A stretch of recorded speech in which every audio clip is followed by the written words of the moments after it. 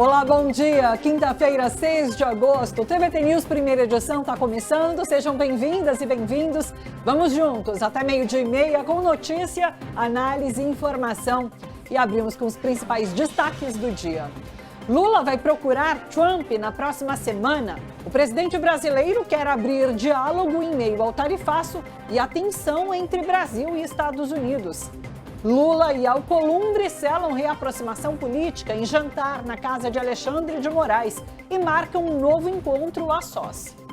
Ao falar sobre o papel das mulheres, Flávio Bolsonaro diz que teve 2 filhas para cuidarem dele na velhice e provoca, é claro, críticas nas redes sociais.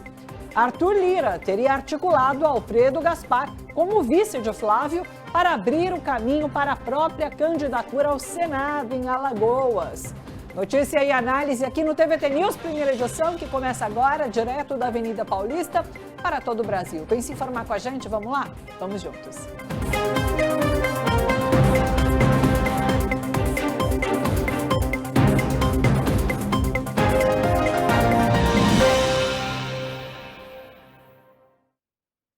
O presidente Lula sinalizou a aliados que pretende procurar Donald Trump na próxima semana. Essa informação é do jornal O Globo.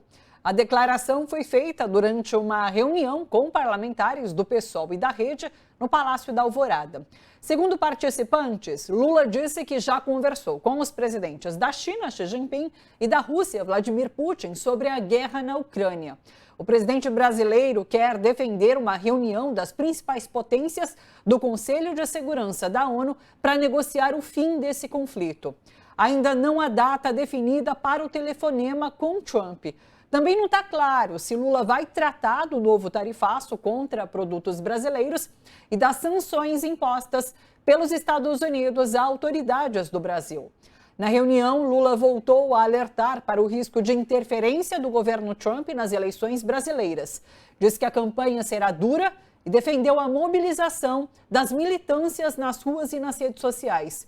Em entrevista ao podcast Meteoro Brasil e os 3 Elementos, o presidente defendeu o sistema eleitoral brasileiro, rejeitou qualquer interferência externa e disse duvidar que os americanos têm um sistema eleitoral mais honesto que o brasileiro. O Brasil está preparado para enfrentar uma possibilidade de interferência estrangeira no nosso processo democrático, presidente? O Brasil não só está preparado, como vai enfrentar qualquer pessoa de fora que queira interferir no nosso processo eleitoral. Tenho falado com todas as pessoas do mundo. Eu não aceito mentiras sobre o Brasil. Esse país é muito grande, esse país tem muita história, tem muita responsabilidade, e não dá para ninguém imaginar que vai derrotar o Brasil com mentira. Não dá. Não dá para ninguém pensar que vai se intrometer de fora aqui para, disputar as eleições. Se eles quiserem fazer no outro país, que façam. Aqui no Brasil, não vão fazer.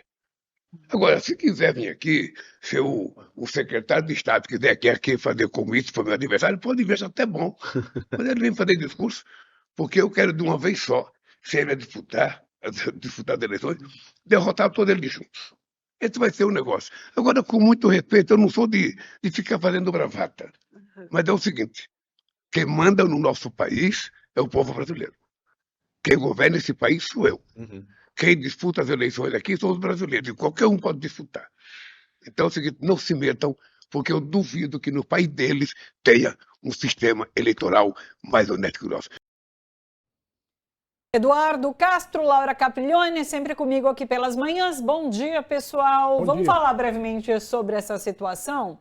Seguinte, quando tudo isso aconteceu, Lula já chamou atenção sobre a relação dele com Donald Trump ser boa. O problema nisso tudo é Marco Rubio, de fato, né, que tem articulado para essa orquestração de interferência aqui no Brasil, e não só aqui no Brasil, mas em outros países da América Latina. Então, tenho dúvida se uma reunião com Donald Trump seria satisfatória nesse sentido de barrar qualquer interferência, mas queria ouvi-los. Laura, bom dia. Bom dia. Bom, eu já tenho uma visão meio diferente. A minha visão é que o Trump e o Marco Rubio jogam aquele papel do bom policial, mau policial. Sempre nos processos de tortura tem que ter o mau policial, o policial mau, né? Não é um mau policial, é um policial mau, que tortura, que inflige sofrimento e tal. E aí vem um outro que fala, ele é um cara legal, pô, diminui aí, porque isso quebra a resistência. Eu acho que o Trump e o Marco Rubio jogam exatamente isso, o bad cop, good cop. Quer dizer, o Marco Rubio é o operacional, é o cara que torce, é o cara que tortura. E o Trump é o cara que se apresenta como, olha, eu tô aqui para defender o que for melhor para todo mundo. Então, por isso que ele faz essas declarações. O Lula é um cara legal, o Lula é um cara bacana e tal. Agora, obviamente, hoje, eu acho que para os Estados Unidos, em vista de tudo que ele está amargando em todo o mundo, a guerra da Ucrânia, que o Trump prometeu que ia resolver em 24 horas, não resolveu. A guerra no Irã, que o Trump prometeu que ia resolver em uma semana, não resolveu. Pelo contrário, só piorou a situação. Então, a China continua lá em Pabe do Colosso, negociando com o mundo. O que restou para eles? Restou a América Latina, entendeu? Que é um território para o modo que os Estados Unidos se veem, é o território americano, é o território do Zeu, é o quintal do Zeu. Então, eu acho que para o Trump e para o Marco Rubio é fundamental conquistar a América Latina. E eles vão ficar jogando esse joguinho. O Trump vai falar com o Lula vai falar com o Trump e tal. E tudo bem, nada vai acontecer e vai continuar a pressão, porque a gente está vendo que não é um gesto, né? São muitos gestos e todos com uma coerência incrível. Isso o Marco Rubio não está fazendo sozinho. O Marco Rubio está fazendo com o aval do chefe, né? Que é o Trump. Edu, bom dia. Bom dia. Eu vejo mais ou menos por aí também. Eu não sei até que ponto que é o aval ou até o vai e não tô nem aí. Faz aí o que você achar que tem que ser feito, que eu não tô nem aí. O que não deixa de ser um aval, né? Talvez não o aval do faça por aqui, faça por ali, que eu acho que está certo ou está errado. Porque eu acho que o Trump, como ele já mesmo disse, ele já usou essa expressão com um presidente latino-americano. Eu não tenho tempo para aprender a sua maldita língua.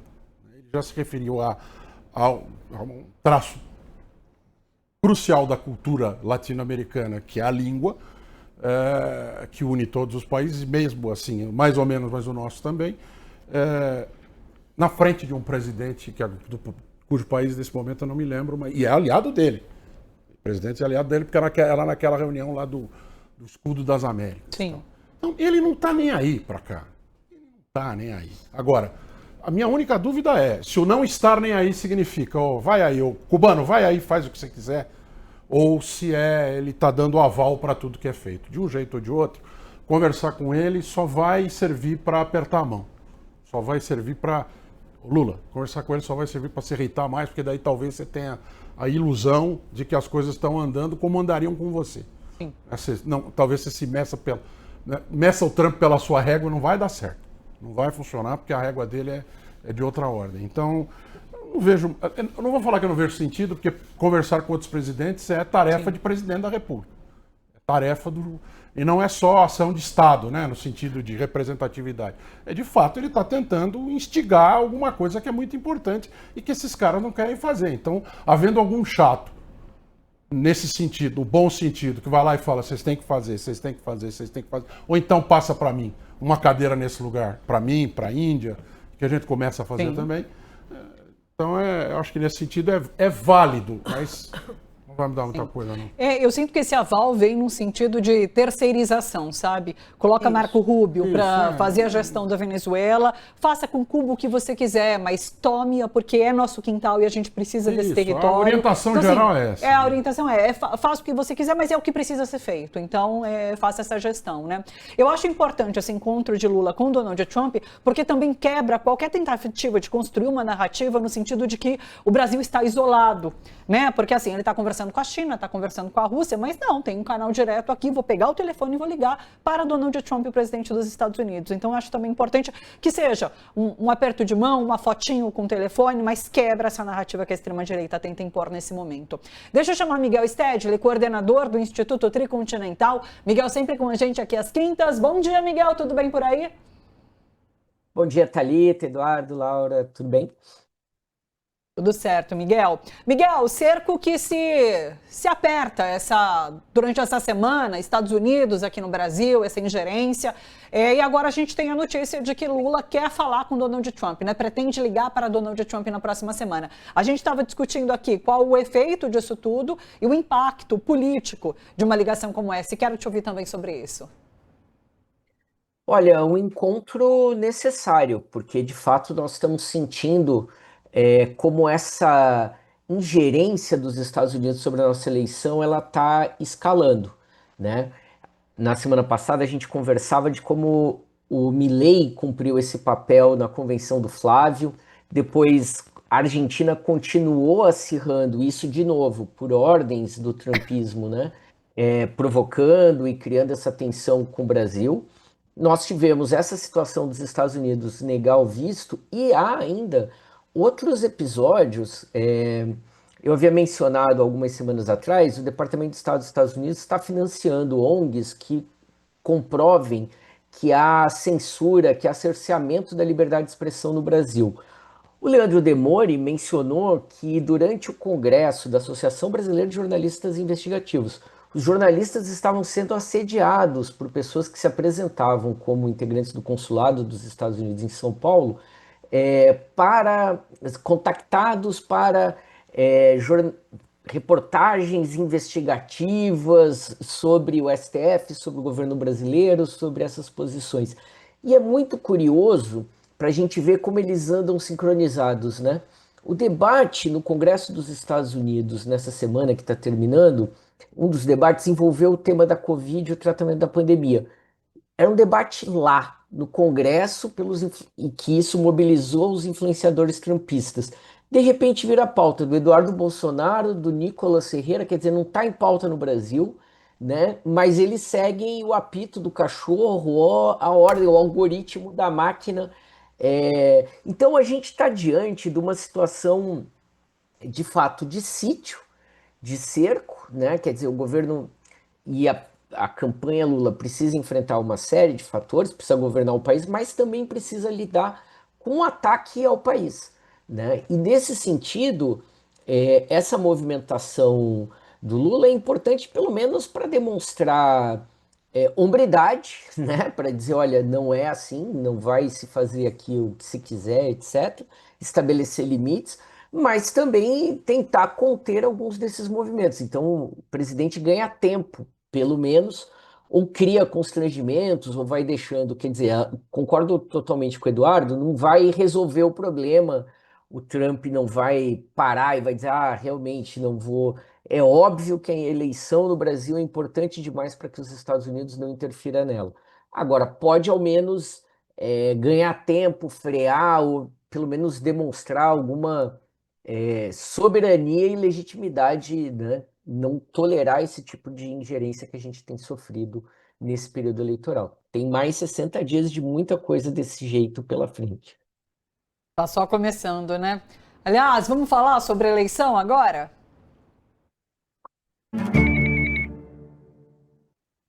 Olha só, a escolha de Alfredo Gaspar como vice de Flávio Bolsonaro teria sido articulada por Arthur Lira. A apuração é da jornalista Daniela Lima, do UOL. Na véspera do anúncio, um aliado de Flávio enviou à jornalista a seguinte mensagem: o céu de Alagoas vai clarear amanhã. A frase era uma referência à saída de Gaspar da disputa pelo Senado. Ele era o principal concorrente de Lira pelo eleitorado de direita no estado. Com Gaspar na chapa presidencial, o caminho fica mais livre para Arthur Lira disputar uma das duas vagas de Alagoas no Senado. A outra tem como principal candidato Renan Calheiros. Em declaração à jornalista Bela Megali, o pastor Silas Malafaia criticou a escolha do deputado Alfredo Gaspar como vice de Flávio e já provoca a primeira divergência no núcleo do bolsonarismo. Malafaia disse que Flávio perdeu a chance de escolher uma mulher e reduzir a rejeição do bolsonarismo entre o eleitorado feminino. O líder evangélico afirma que uma candidata nordestina agregaria mais à chapa. Qualquer mulher talvez agregaria mais a essa chapa, né? Miguel, quero te ouvir. Então, de onde surge Alfredo Gaspar? Como você viu esse anúncio feito ontem pela candidatura de Flávio. O Alfredo Gaspar, ele surge do desespero da candidatura Flávio e não conseguir ampliar, não conseguir trazer os partidos do Centrão, não conseguir encontrar uma mulher para ser a sua vice, né? E ele é puramente de improviso.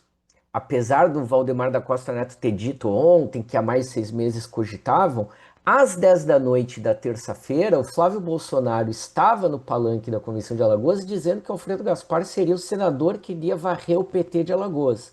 E 12 horas depois estava anunciando como seu vice. Quer dizer, evidentemente foi feito na calada da noite e no final do prazo para a escolha, né?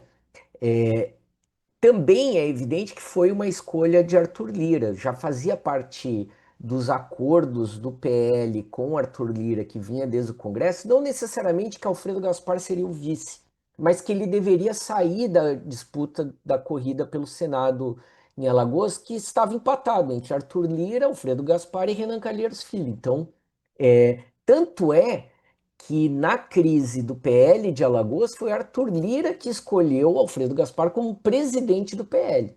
Né? Vejam, Arthur Lira do PP, né, de outro partido. Então, essa saída já estava prevista. Essa promoção a vice é parte do improviso. E ele aponta algumas coisas muito interessantes a curto e médio prazo. A curto prazo, reforça a ideia de que a campanha do Flávio vai seguir esse ataque orquestrado que a gente teve nessa semana contra o Lulinha, em torno, tentando casar o escândalo do INSS, que começa, né, no governo Temer, como um escândalo do governo Lula. Né? Porque o Alfredo Gaspar foi relator da CPI do INSS, que a gente se lembra, ficou completamente à deriva, né? Não tinha sequer aprovou relatório, a cada hora tinha um foco diferente, né? Serviu muito mais para blindar os parlamentares do Centrão do que para investigar alguma coisa. Mas isso aponta qual é o caminho que a campanha do Flávio deve seguir. Óbvio, ela reforça isso que o próprio Silas Malafaia percebeu, a incapacidade do Flávio de dialogar tanto com evangélicos quanto mulheres. Agora, a médio prazo, ela é um sinal de alerta para o Davi Alcolumbre, porque isso sinaliza... O que o Davi Alcolumbre fez esse ano? Ele jogou o tempo todo, junto com o Centrão e com o bolsonarismo, a gente se lembra o tema da anistia, o bloqueio ao Messias, etc., né? Ao Messias, tentando já carimbar a candidatura dele, a reeleição dele como presidente do Senado na próxima eleição.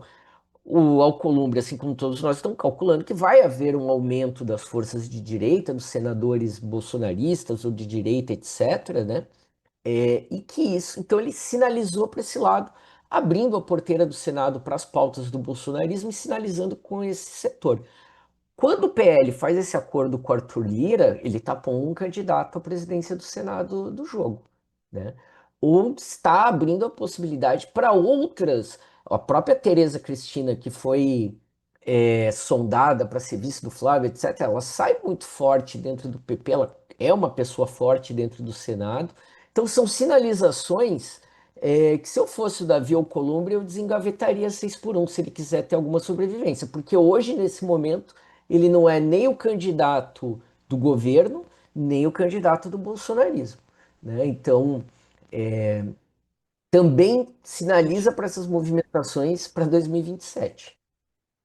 Isso explica o encontro de Alcolumbre, de alguma forma, com Lula, né? A gente vai trazer isso mais para frente e daí a gente pode retomar esse ponto. Desde ontem, todos passamos a saber um pouco mais sobre Alfredo Gaspar, né? Vou trazer aqui algumas informações. A Procuradoria-Geral da República pediu novas diligências à Polícia Federal antes de decidir se defende a abertura de um inquérito contra o deputado Alfredo Gaspar, do PL de Alagoas, anunciado como vice na chapa de Flávio Bolsonaro. O parlamentar é alvo de um pedido de investigação por suposto estupro de vulnerável.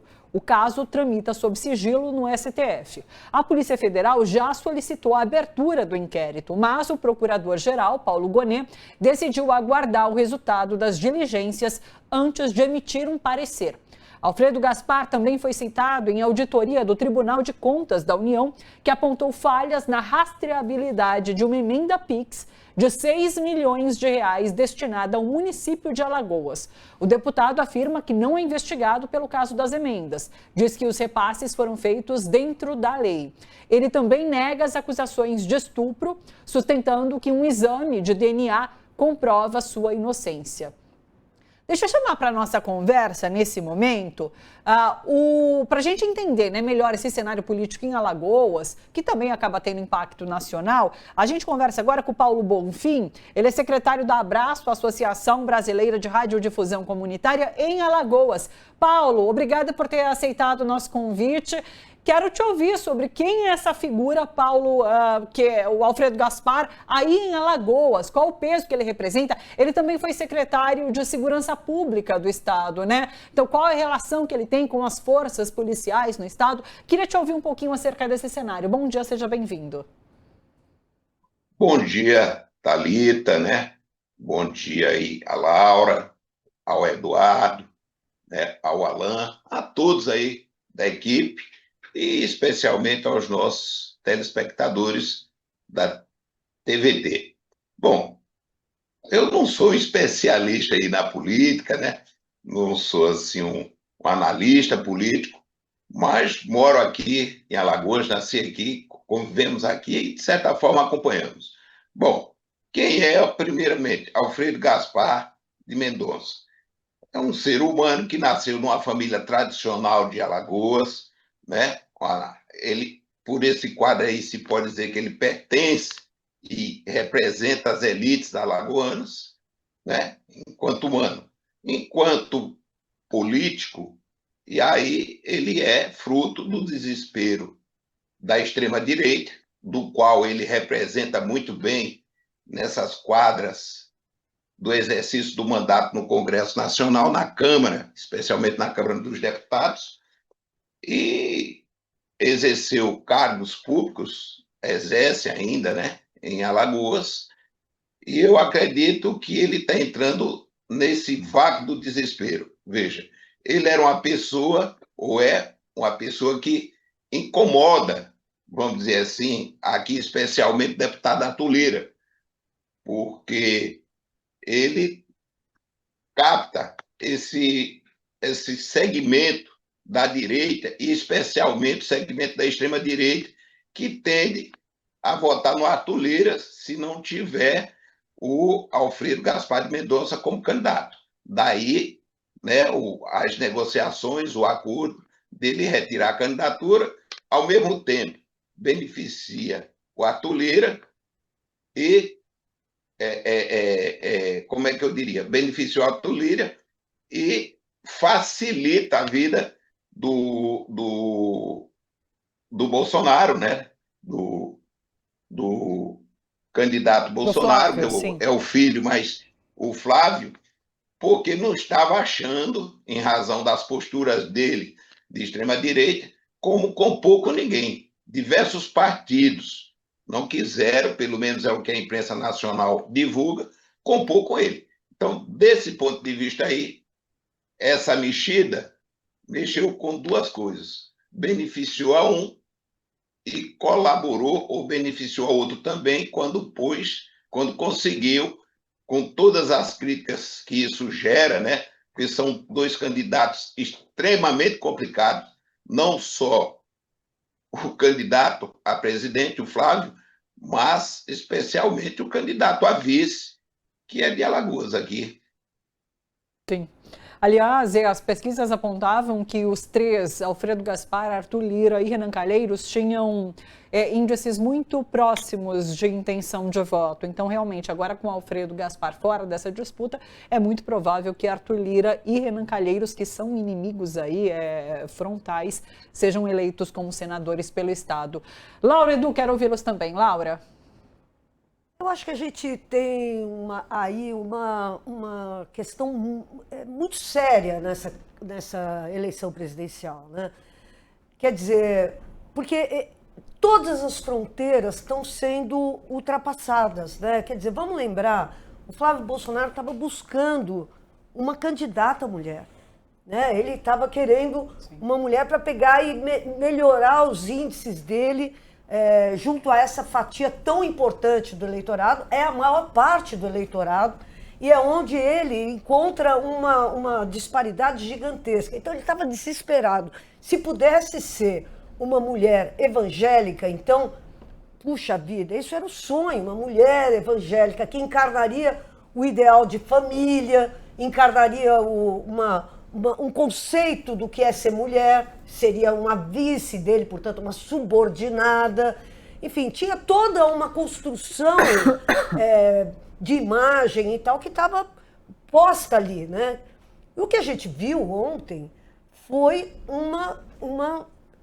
não é possível, né? Foi a ultrapassagem de todas as fronteiras, porque em vez de colocar uma mulher, o que o Flávio Bolsonaro conseguiu foi colocar um homem que tem uma acusação gravíssima de estupro, que ainda está sendo investigado, que ainda está sendo apurado, mas que, pelo que apareceu na denúncia que foi feita pelo Lindbergh Farias e pela Soraya Tronic, na época da CPI do INSS, é que há provas, há documentos, há telefonemas, há testemunhas, há tudo isso. E esse Alfredo Gaspar fez uma operação de disfarce ali e está conseguindo adiar essa coisa. Mas vamos pensar, o Brasil, esse país enorme, essa potência que tendo um cara hoje como vice, um acusado de um crime tão grave. Então, como é que fica o discurso da família? Eu fico pensando, como é que fica o discurso de que nós defendemos a família se você pega, antes de mais nada, você coloca um cara que está sendo acusado de ter engravidado uma menina de 13 anos e ter pago o suborno para a família dessa menina para que não revelasse a história. Uma coisa que, aliás, aproveitando o ensejo da fala do nosso camarada que está falando diretamente de lá, de Alagoas, não que a gente possa generalizar, mas que é uma prática dos coronéis, né? Uma prática dos coronéis tem sido isso ao longo de toda a história. Então eu acho que é uma candidatura que é literalmente, independentemente, e é preciso que se investigue isso, mas é um ultraje contra todas as mulheres do Brasil, é um ultraje gravíssimo. Você pegar, olha, antes de apurar, antes de investigar, antes de tudo, vamos pôr o cara na nossa chapa. Então, a meu ver, E é claro que tem essas explicações. Olha, o Arthur Lira isso, o Cássio Nunes aquilo, enfim, a gente pode até entender. Agora, é incrível como a extrema-direita se relaciona sempre com esses casos de pedofilia. Eu acho impressionante. Nós temos o Trump lá, ligado a isso. Quer dizer, nós temos toda a elite americana enfronhada num escândalo que não tem fim, que é sobre a pedofilia. E agora, por isso que eu digo que é um ultraje, porque isso todo mundo está comentando. Nós temos agora, nesse exato momento, um ator acusado de estuprar uma criança.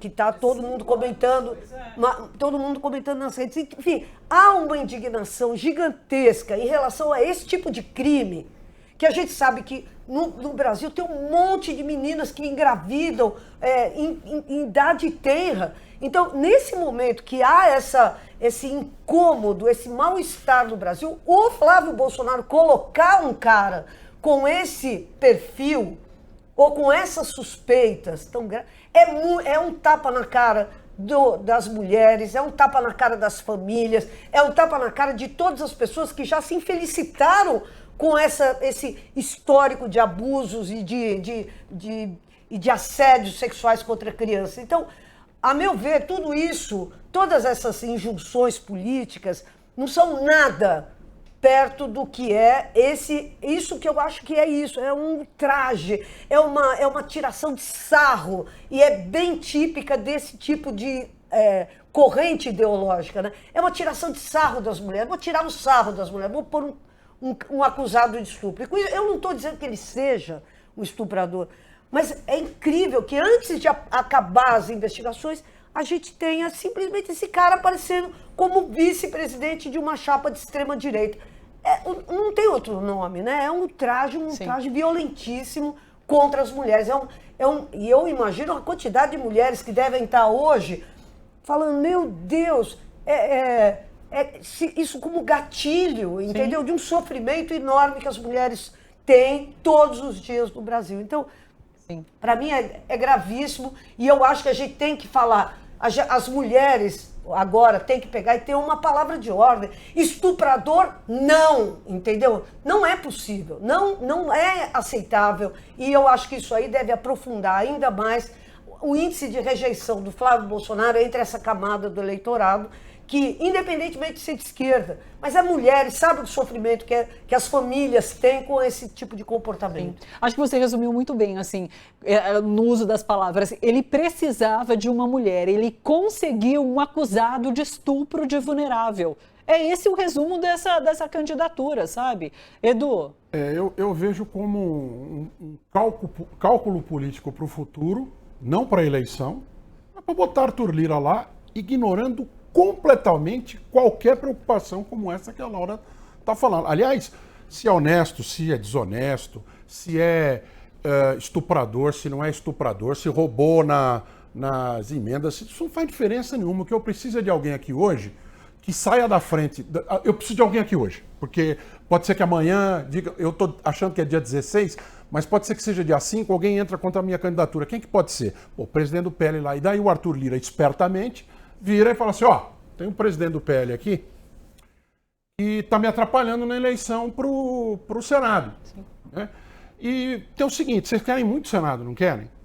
Se eu for presidente do Senado, vocês podem contar comigo. Cálculo político, sim. Vocês podem contar comigo. E o contar comigo é para quê? É para fazer impeachment no Congresso Nacional, Os ministros do STF, Supremo, sim. E para fazer andar pautas de direito, inclusive, se der uma brecha, impeachment para cima do presidente. Se der uma brecha, ignorar, botar anistia para votar.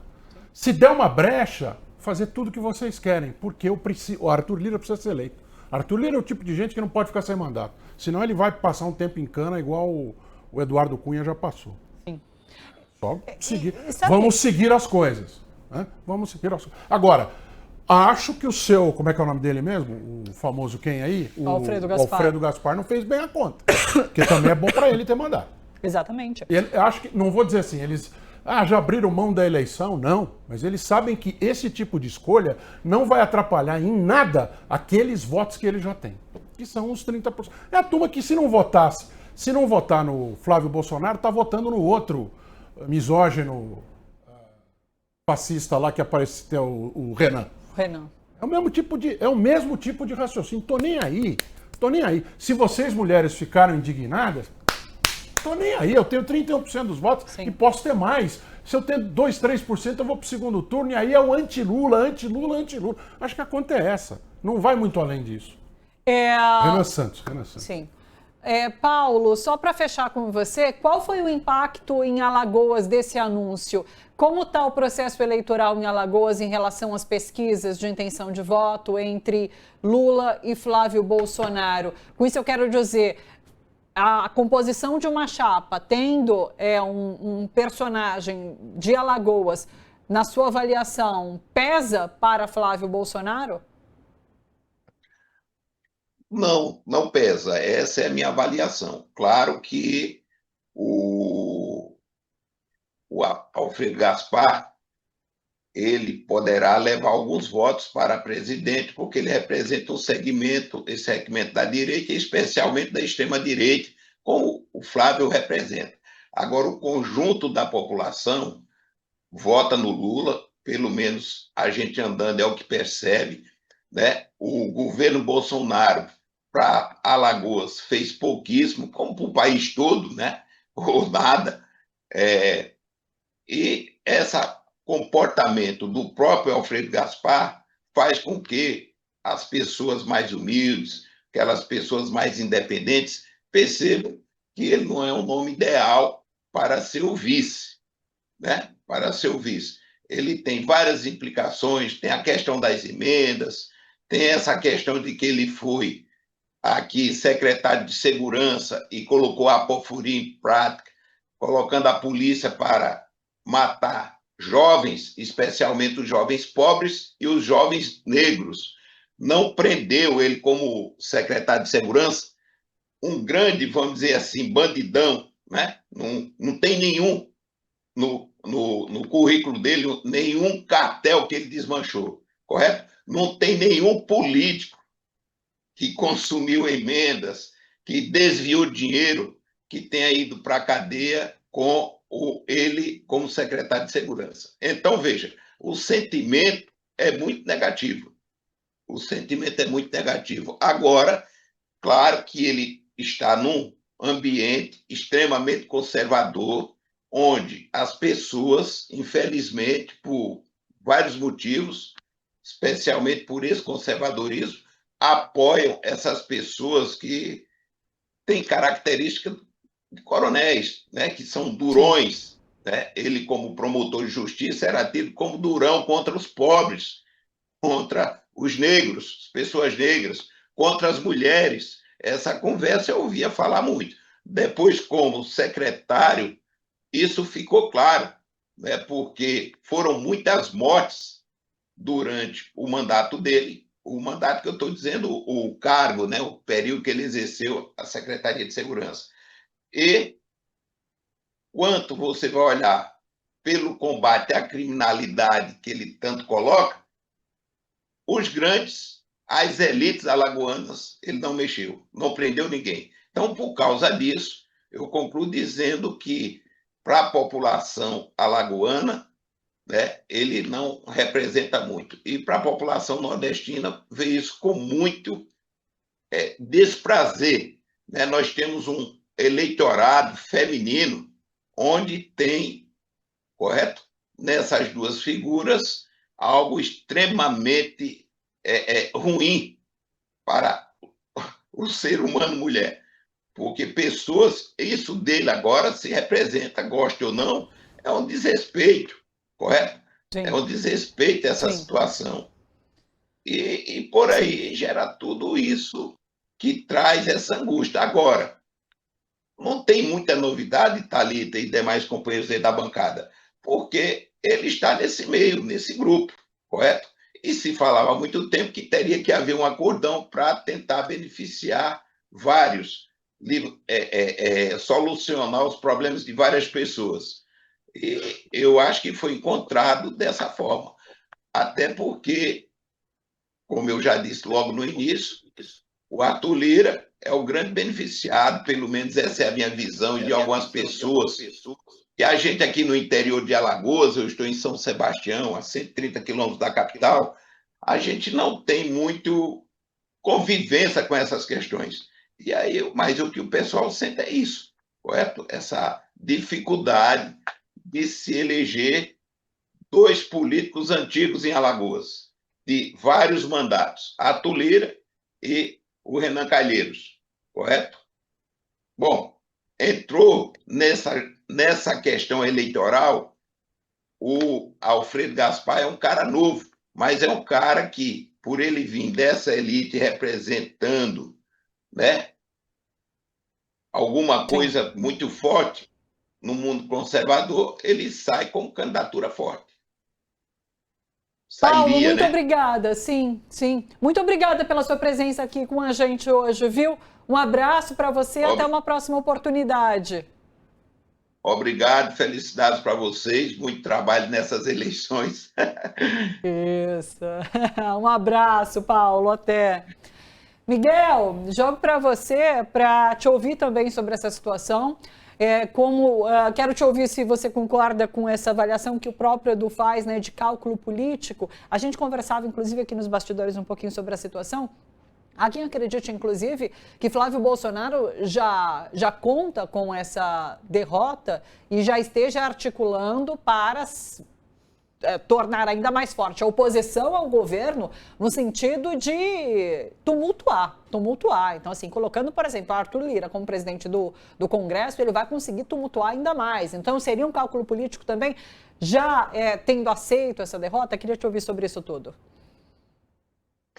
Olha, ainda sobre o Alfredo Gaspar, eu não quero embrulhar o estômago da Laura, mas concordando com o Eduardo, pode ser ainda pior, porque o que a pesquisa Quest demonstrou nessa semana, né? Quando a gente vai olhar a recuperação do Flávio Bolsonaro, ela está dentro da margem de erro ali, não é nada espetacular, assim, não dá para a gente dizer ainda que tem um crescimento.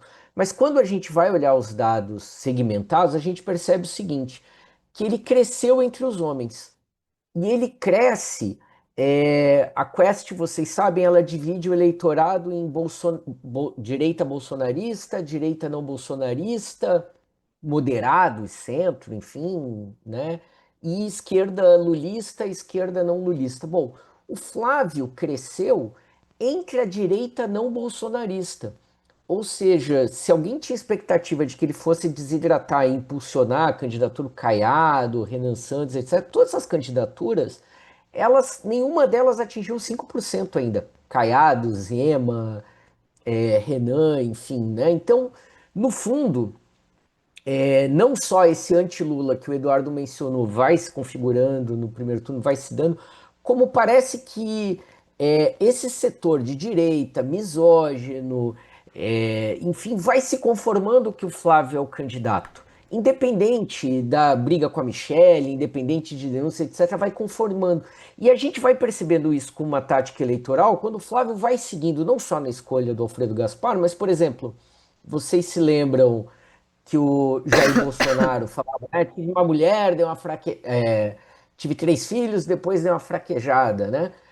Ontem o Flávio dizendo, não, tive 2 filhas que é para cuidarem de mim na velhice, né? Vai reforçando isso. Então, eu diria assim, não é que abandonou a eleição, abandonou o voto evangélico, abandonou o voto das mulheres e vai apostar no voto red pill, truculento, né? Nesse tipo de eleitorado mais do que conservador, né? Atrasado, como força para sua candidatura. Eu acho que isso é um elemento para a gente considerar. O segundo, eu acho, Thalita, que esse movimento não é exatamente o movimento do Flávio, de vou deixar para tumultuar, é o movimento do Centrão, desse conjunto de partidos, onde o PL está, obviamente, né? Então não está no centro de nada, não está mediando nada, né? Nessa extrema-direita. Eu acho que o projeto do Centrão é caminhar para transformar o Brasil num Peru, onde quem seja o presidente não importa, porque os poderes estão concentrados no legislativo, no parlamento, né? Seja via emenda, seja de outras formas. Então, claro, fazia parte desse projeto, sempre fez, estar fortalecido no parlamento, seja no Senado, seja na Câmara, né? Manter as emendas como ferramenta ou de chantagem do Poder Executivo ou de executar suas vontades, né? Então, acho que isso vai para além. O Flávio não tem essa capacidade. Acho que aí é o projeto que transcende legenda. É um projeto de classe, né? De uma oligarquia atrasada, ligada à bancada do boi, da bala, da Bíblia, né? Com muito trânsito na Faria Lima, né? Independente se ele se apresenta como União Brasil, como PSD, como PDC, o que quer que seja, né? Esse é o projeto, né? Se apropriar do Estado através do Poder Legislativo, e claro, o PL do Flávio fazem parte disso, ainda que falta ao Flávio neurônios para elaborar um plano desse. Agora não falta ao Arthur Lira, ao Rueda, ao Ciro Nogueira, etc., né? Perfeito. Aliás, você adiantou, deixa eu trazer essa fala de Flávio Bolsonaro ontem. Nem bem começou a campanha presidencial, Flávio Bolsonaro já deu essa bola fora. Ao falar sobre o papel das mulheres depois de escolher um homem como vice, o candidato afirmou que teve 2 filhas para que elas cuidem dele na velhice. A declaração repercutiu negativamente nas redes sociais por associar mulheres à responsabilidade de cuidar de idosos dentro da família. Dá uma olhada. Pessoas que precisam de cuidados permanentes, muitas vezes ou na grande parte das vezes, quem tem que tomar conta dos idosos são as mulheres. Eu fiz 2 filhas exatamente para isso. Quando eu ficar velhinho, eu vou ter quem vai tomar conta de mim, porque as mulheres são assim, são família, são coração, são sentimento, são sensibilidade. É tudo errado. Se ele queria agregar realmente mulheres... Ele achou que era engraçado a piada. Ele achou que ele estava sendo piadista, né? Seguinte, deixa eu trazer essa próxima notícia em relação ao isolamento de Flávio, que vai reduzir o tempo de propaganda do candidato do PL na televisão. Pelas projeções feitas a partir das regras do TSE, Flávio terá 1 minuto e 12 segundos a menos que o presidente Lula em cada bloco. Lula deve contar com 5 minutos e 32 segundos. Flávio terá 4 minutos e 20 segundos, cerca de 22% a menos. A diferença reflete o tamanho das coligações. Lula reuniu PT, PCdoB, PV, PSB, PDT, PSOL e Rede. Flávio, depois de receber negativas de partidos do Centrão, chegou ao fim das convenções apoiado apenas pelo PL. Pelas regras eleitorais, 90% do tempo é distribuído de acordo com o tamanho das bancadas na Câmara dos Deputados. Os outros 10 são divididos igualmente entre as candidaturas com direito à propaganda. O horário eleitoral gratuito começa no dia 28 de agosto. E aí, eu acho que assim, deixa evidente esse isolamento. O Flávio realmente chega a essa reta final somente com o PL ao seu lado e vai ter esse baque de campanha menor. Isso causa impacto, Laura? A gente já esperava por isso, né? Já era uma expectativa que ele teria essa redução e, como ele não conseguiu envolver outros partidos, é a expressão do PL. Vamos só lembrar que o Bolsonaro, ele mesmo, Jair Messias Bolsonaro, ganhou a eleição com um tempo minúsculo, perto do tempo que tinha o Haddad, por exemplo. Sim. Então, essa questão do tempo, é claro que isso é um fator, isso conta, isso é importante, mas acho que a discussão não é essa, né? Eu acho que a discussão que a gente tá vendo, eu acho que tem algumas questões que são hoje cruciais, né? E eu acho que as pessoas estão votando de uma maneira... É muito louco, né? Porque as pessoas estão votando... Ontem a gente estava analisando aquelas curvas por nichos, né? Sim. Então, a gente via que as pessoas estão votando em cima de uma experiência concreta. As mulheres votam mais no Lula. O pessoal do Bolsa Família vota mais no Lula.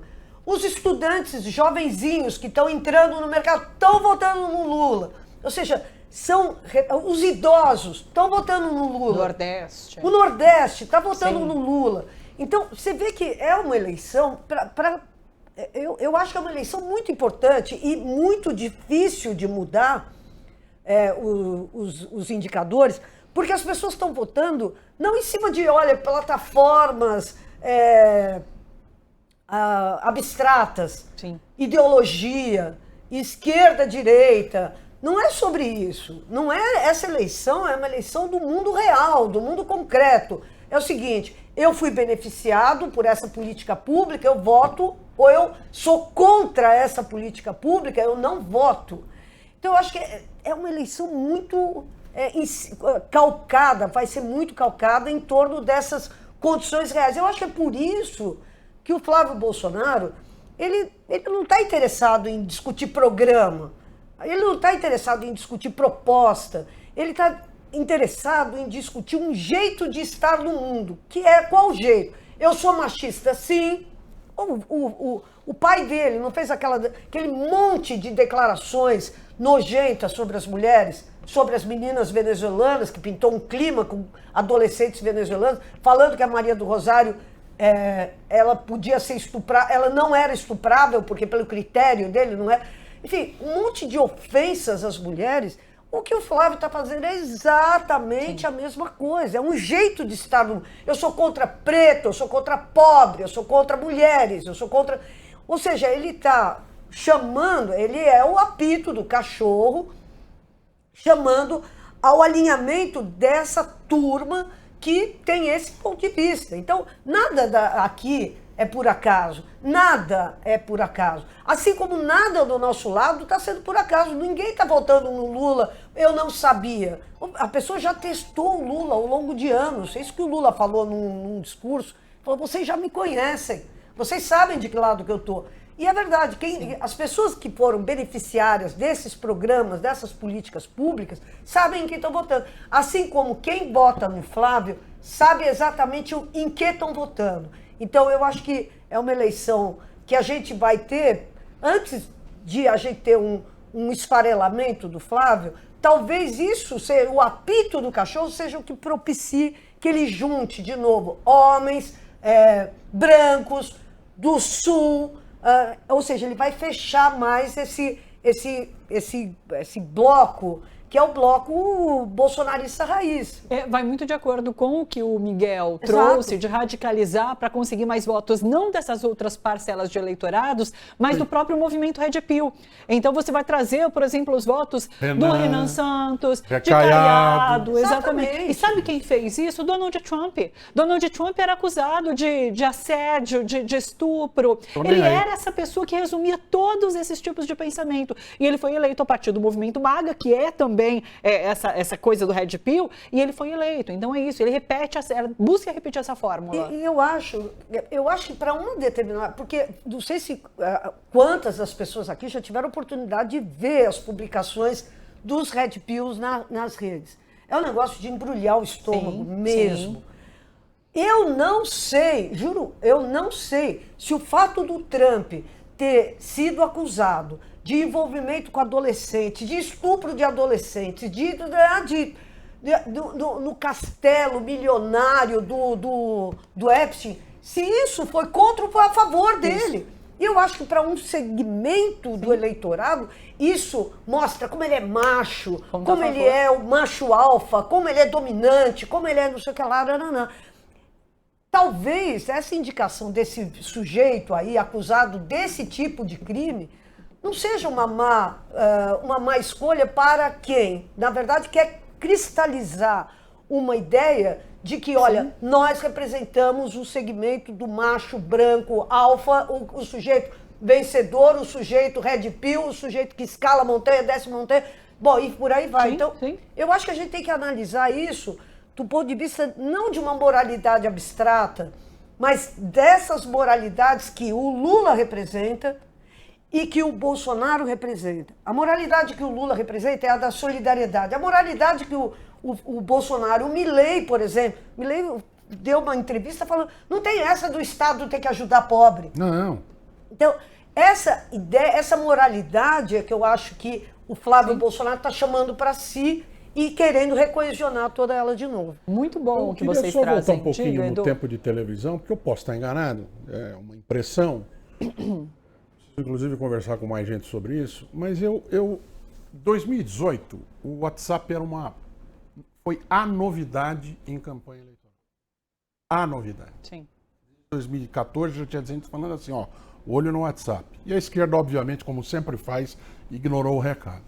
Então, 2018 não vai se repetir. Não, todas aquelas condições colocadas, né, desde a facada, o candidato, Lava Jato, WhatsApp, não vai se repetir para que um candidato completamente obscuro, que não tenha conhecimento, que as pessoas não conheçam, não tenha tempo de televisão, se apresente para ganhar. Foi um ponto fora da curva. Eu, quando inclusivemente, né, parênteses, quando dizem que essa é a eleição mais importante das nossas vidas, eu tendo a discordar. Para mim foi a de 18. Foi a que abriu o bueiro. Para mim, 18 foi mais fundamental do que essa próxima. A próxima, a gente contém o bueiro fechado para não sair mais bicho de lá de dentro. O bueiro está cheio e eles estão empurrando para cima. Agora, a eleição do Lula a última eleição do Lula tampa o bueiro, mas eles continuam empurrando. Só que o que está aqui embaixo, o que está aqui em cima, foi aquela eleição que tirou do bueiro. Para mim, foi a mais importante. Nós perdemos. Foi a única no século que a esquerda perdeu, que os progressistas perderam. Mas, enfim, voltando no tempo de televisão. Eu acho que acredito que se até hoje as empresas pagam milhões para ter 30 segundos em emissoras de televisão para vender seus produtos, 30 segundos em emissoras de televisão para vender as suas ideias também funciona. Não acho mesmo que o WhatsApp... Não, porque pelo WhatsApp, o WhatsApp foi uma novidade. Ainda você tinha a onda depois das eleições para prefeito, ainda você tinha resquícios de Lava-Jato, você tinha golpe de Estado, você tinha vitimismo, tudo isso em 2018 e 2022. Agora a gente tem um outro cenário com relação a isso. Então eu acho que televisão e rádio vão ter uma importância relativa maior do que não é o que era antigamente, evidentemente. Deixa eu trazer para você, eu acho então, que é um pouquinho mais a pesquisa do que vai ter. Quest de ontem trouxe a principal forma de informação dos questionados, está aí na tela para a gente. Olha só, a gente teve um leve aumento de quem se informa por TV e uma queda de quem se informa por redes sociais. Então, eu acho que corrobora um pouco isso que você está trazendo, essa reflexão. De um jeito ou de outro, estão os dois lá em cima. Sim. Estão os dois. É par e passo. Sim. Taco a taco. Estão na margem de erro. Então, ignorar a televisão é uma bobagem. Repito. Mas em 2018 nada vai juntar nessa eleição, não sei nas próximas, não é possível juntar os mesmos fatores que fizeram com que o Bolsonaro ganhasse com aquele visual Al-Qaeda que ele fazia as lives dele lá. Sim. Aquilo lá foi uma novidade que não se repete. Aliás, eu acho que por uma geração de eleitores, pelo menos, isso não vai se repetir. O outsider que não é outsider. Né? A novidade de ser de direita, que era uma novidade. Ninguém se dizia de direita no Brasil. Todo mundo era de centro. Quem era de direita falava de centrão. Né? Foi uma novidade. Tirou esses caras do bueiro. Esses caras estão aqui agora. Estão andando do nosso lado aqui na Paulista. Então eu acho que nada junta aquela força do submundo, né, que foi o WhatsApp, nem com Discord, com essas coisas. Então eu acho que volta a ter um não é o que era em 89, pelo amor de Deus, não era. Mas importância relativa é maior do que nos últimos. Me chamou a atenção realmente essa forma de informação, TV e redes sociais aí tão próximas. Fora que, só para fechar, o que você produz, os 30 segundos que se produz para televisão, roda na internet também. Sim. Deixa eu rodar aqui nossa pauta. Olha só, o presidente Lula e o presidente do Senado, Davi Alcolumbre, selaram uma reaproximação política durante um jantar em Brasília. Segundo a apuração do Estadão, o encontro foi realizado na casa do ministro Alexandre de Moraes, do Supremo Tribunal Federal, e também teve a participação do ministro Cristiano Zanin. A conversa durou cerca de 2 horas. Segundo o Globo, esse jantar começou em clima tenso, com cerca de meia hora de acusações e reclamações entre Lula e Alcolumbre. Depois da lavação de roupa suja, a conversa engrenou e os dois programaram um novo encontro, desta vez a sós, até o final da semana. O encontro de terça-feira marcou o fim de meses de distanciamento entre os dois. A relação ficou abalada depois que o Senado rejeitou a indicação de Jorge Messias para o Supremo. Questionado sobre o conteúdo da primeira conversa, Alcolumbre respondeu apenas segredo, com um sorrisinho no rosto. Tá aí a foto, inclusive. Miguel Stedley. Assim, inclusive o Globo traz a informação de que questões como o fim da escala 6x1 vão ficar para serem debatidas nesse segundo encontro, questões mais pontuais. De acordo com, vamos rememorar, né, com o que você trouxe ali no começo, em relação a essa disputa com o Arthur Lira, colocando Alfredo Gaspar para ir para o Senado, articulando uma presidência na casa, a gente pode estar vendo um Davi Alcolumbre se aproximando de Lula já antevendo o que está posto ali no futuro, com o Arthur Lira de repente entrando na casa? Olha, é uma hipótese, porque esse reencontro está sendo construído há muito tempo, está sendo pedido pelo governo, tem tentado essa ponte com o Alcolumbre há muito tempo, muito antes do recesso. E o Alcolumbre vinha evitando esse encontro, o presidente Lula também. Né? Mas na medida em que os interlocutores bateram no limite e o Alcolumbre só conversaria com o presidente Lula, ele acabou acontecendo. Né? É óbvio que o Alcolumbre ele tem 2 cartas na manga dele a favor. Uma, que ele está sentado em cima da escala 6x1, que é um ativo eleitoral, né? E que dificilmente será votado antes da eleição, apesar da pressão do governo.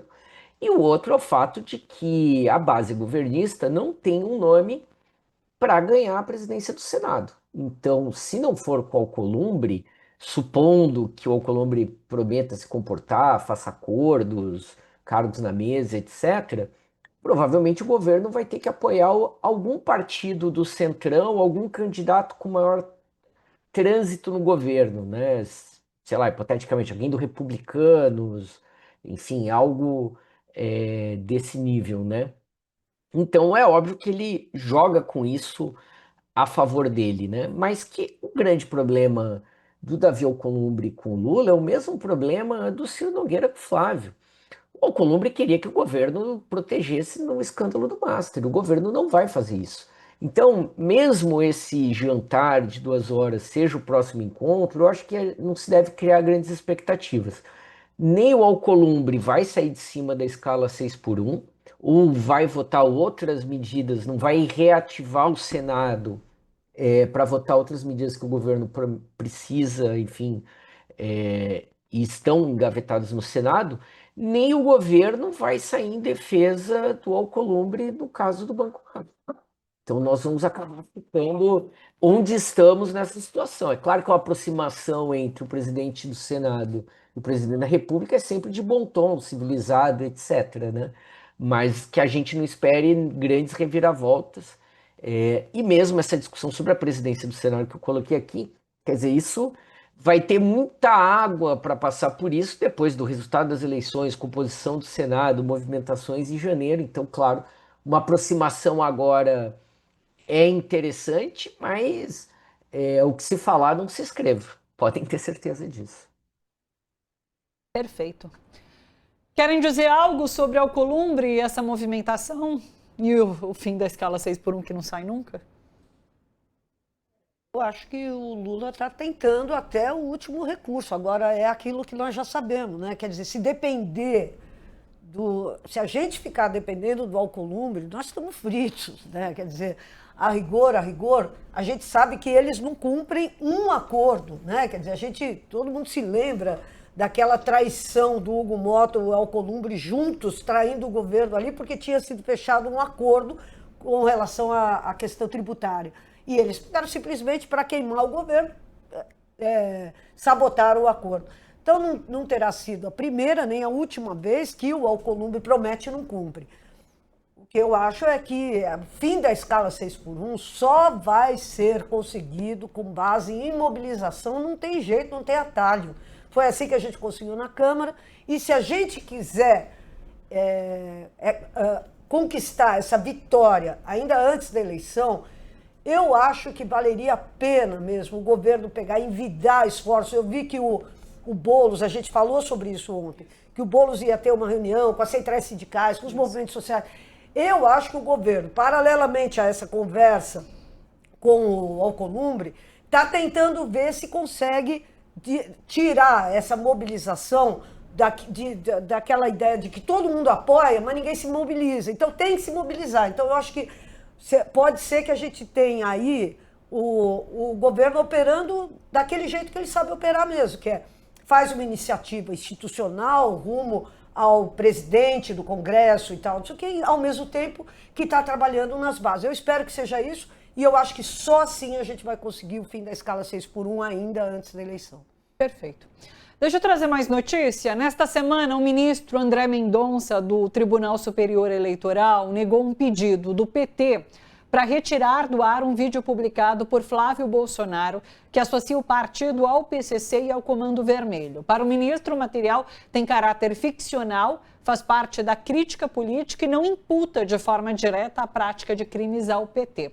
Em julho, o presidente do TSE, o ministro Cássio Nunes Marques, determinou a retirada de um vídeo que associava Flávio Bolsonaro ao PCC e a crimes como lavagem de dinheiro e peculato. Nessa decisão, o ministro afirmou que o conteúdo apresentava acusações como se fossem fatos comprovados, sem decisão judicial, e que isso ultrapassava os limites da liberdade de expressão. 2 decisões recentes do TSE, 2 ministros indicados pelo ex-presidente Jair Bolsonaro e entendimentos diferentes sobre os limites da propaganda eleitoral. Está inclusive na tela o comparativo para vocês. Então, Mendonça beneficiando o PL, o Flávio Bolsonaro, ao não retirar um vídeo que associava PT ao PCC, e Nunes Marques beneficiando o PL e mandando o PT tirar um vídeo em que havia uma ligação entre Flávio Bolsonaro e PCC. Miguel, vamos falar um pouquinho sobre TSE e quero te ouvir em relação ao que está sendo encaminhado. Lembrando que existe uma pressão em cima de Cássio Nunes Marques para alguma ação contra o vídeo de inteligência artificial em que Jair Bolsonaro pede votos para Flávio Bolsonaro na convenção do PL. E olha, daqui a pouco todo mundo esqueceu, deixou passar e a gente não tem nada feito em relação àquele vídeo de em que Jair Bolsonaro pede votos para Flávio Bolsonaro numa imagem gerada por inteligência artificial. Miguel. Olha, essa pedra o Eduardo cantou, acho que justamente quando nós fizemos o debate sobre a IA, né? Quer dizer, tínhamos que ficar de olho no comportamento do Cássio Marques, do André Mendonça, os dois indicados, como iriam se comportar. E tá aí. Eu acho que nós temos situações distintas. Isso é uma das coisas que o PT ainda está discutindo. Quando a gente teve essa ofensiva essa semana, em que o André Mendonça pressiona a Polícia Federal para ser mais ágil em relação ao inquérito do INSS, que no dia seguinte 3 jornais têm a mesma matéria, né? Tem a mesma manchete na capa, exatamente a mesma frase, enfim, sobre o Lulinha.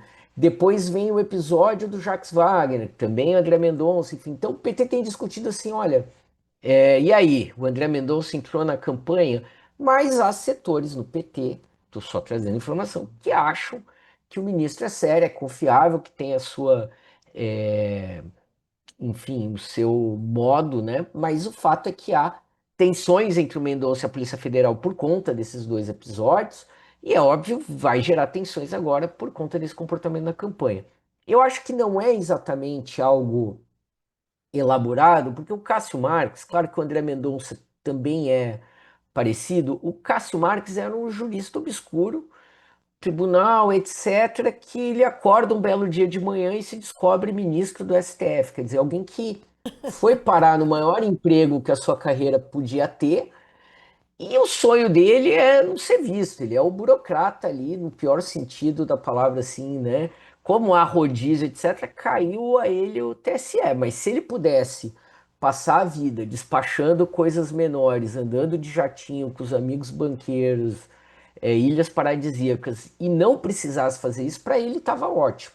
E aí ele se comporta dessa forma. O André Mendonça, obviamente, é um ministro jovem, sabe que. E é um ministro ambicioso, ele não quer passar com uma nota de rodapé, como o Cássio Nunes Marques no STF, ele tem outras pretensões, etc. Então, eu acho que o Cássio Marques, nesse caso da IA, do Bolsonaro, ele vai meio se comportar assim, gente, quem sabe a gente não espera a IA desaparecer, o pessoal esquecer, etc. Mas um misto de inoperância, incompetência, alguém que está torcendo para essa eleição acabar e ser o mais tranquila possível, para ele voltar para alguma coisa medíocre, né? E o André Mendonça, pelo contrário, vai meter o bedelho, vai despachar sobre todos os assuntos, etc. Ele tem outras aspirações, né? Não nos esqueçamos, ele é o ministro terrivelmente evangélico, quer dizer, ele quer também abrir caminho para outras indicações nesse nível, e por isso ele tem que ter um comportamento ativo, protagonista, etc. Né? E eu acho que aí quem perde somos todos nós, o eleitorado, né? Eu acho que nós vamos ter um TSE muito dividido e fraco para os desafios que nós vamos ter nessa eleição. Concordo com a avaliação anterior do Eduardo, eu acho, não se despreza a televisão. Eu diria até, Eduardo e Laura Thalita, não se despreze rádio, né? Com o fenômeno dos motoristas de aplicativo, o rádio voltou a ganhar um papel importante. As redes sociais são importantes, concordo totalmente com o Eduardo, não vai repetir 2018, mas aí eu volto para a quest que a gente estava falando. Sempre aqui a gente precisa, ou a gente acompanhando nas redes sociais e na internet, sempre tem um peso grande para o Zema, para o Caiado, etc. Quando olha na quest, quantas pessoas conhecem Romeu Zema?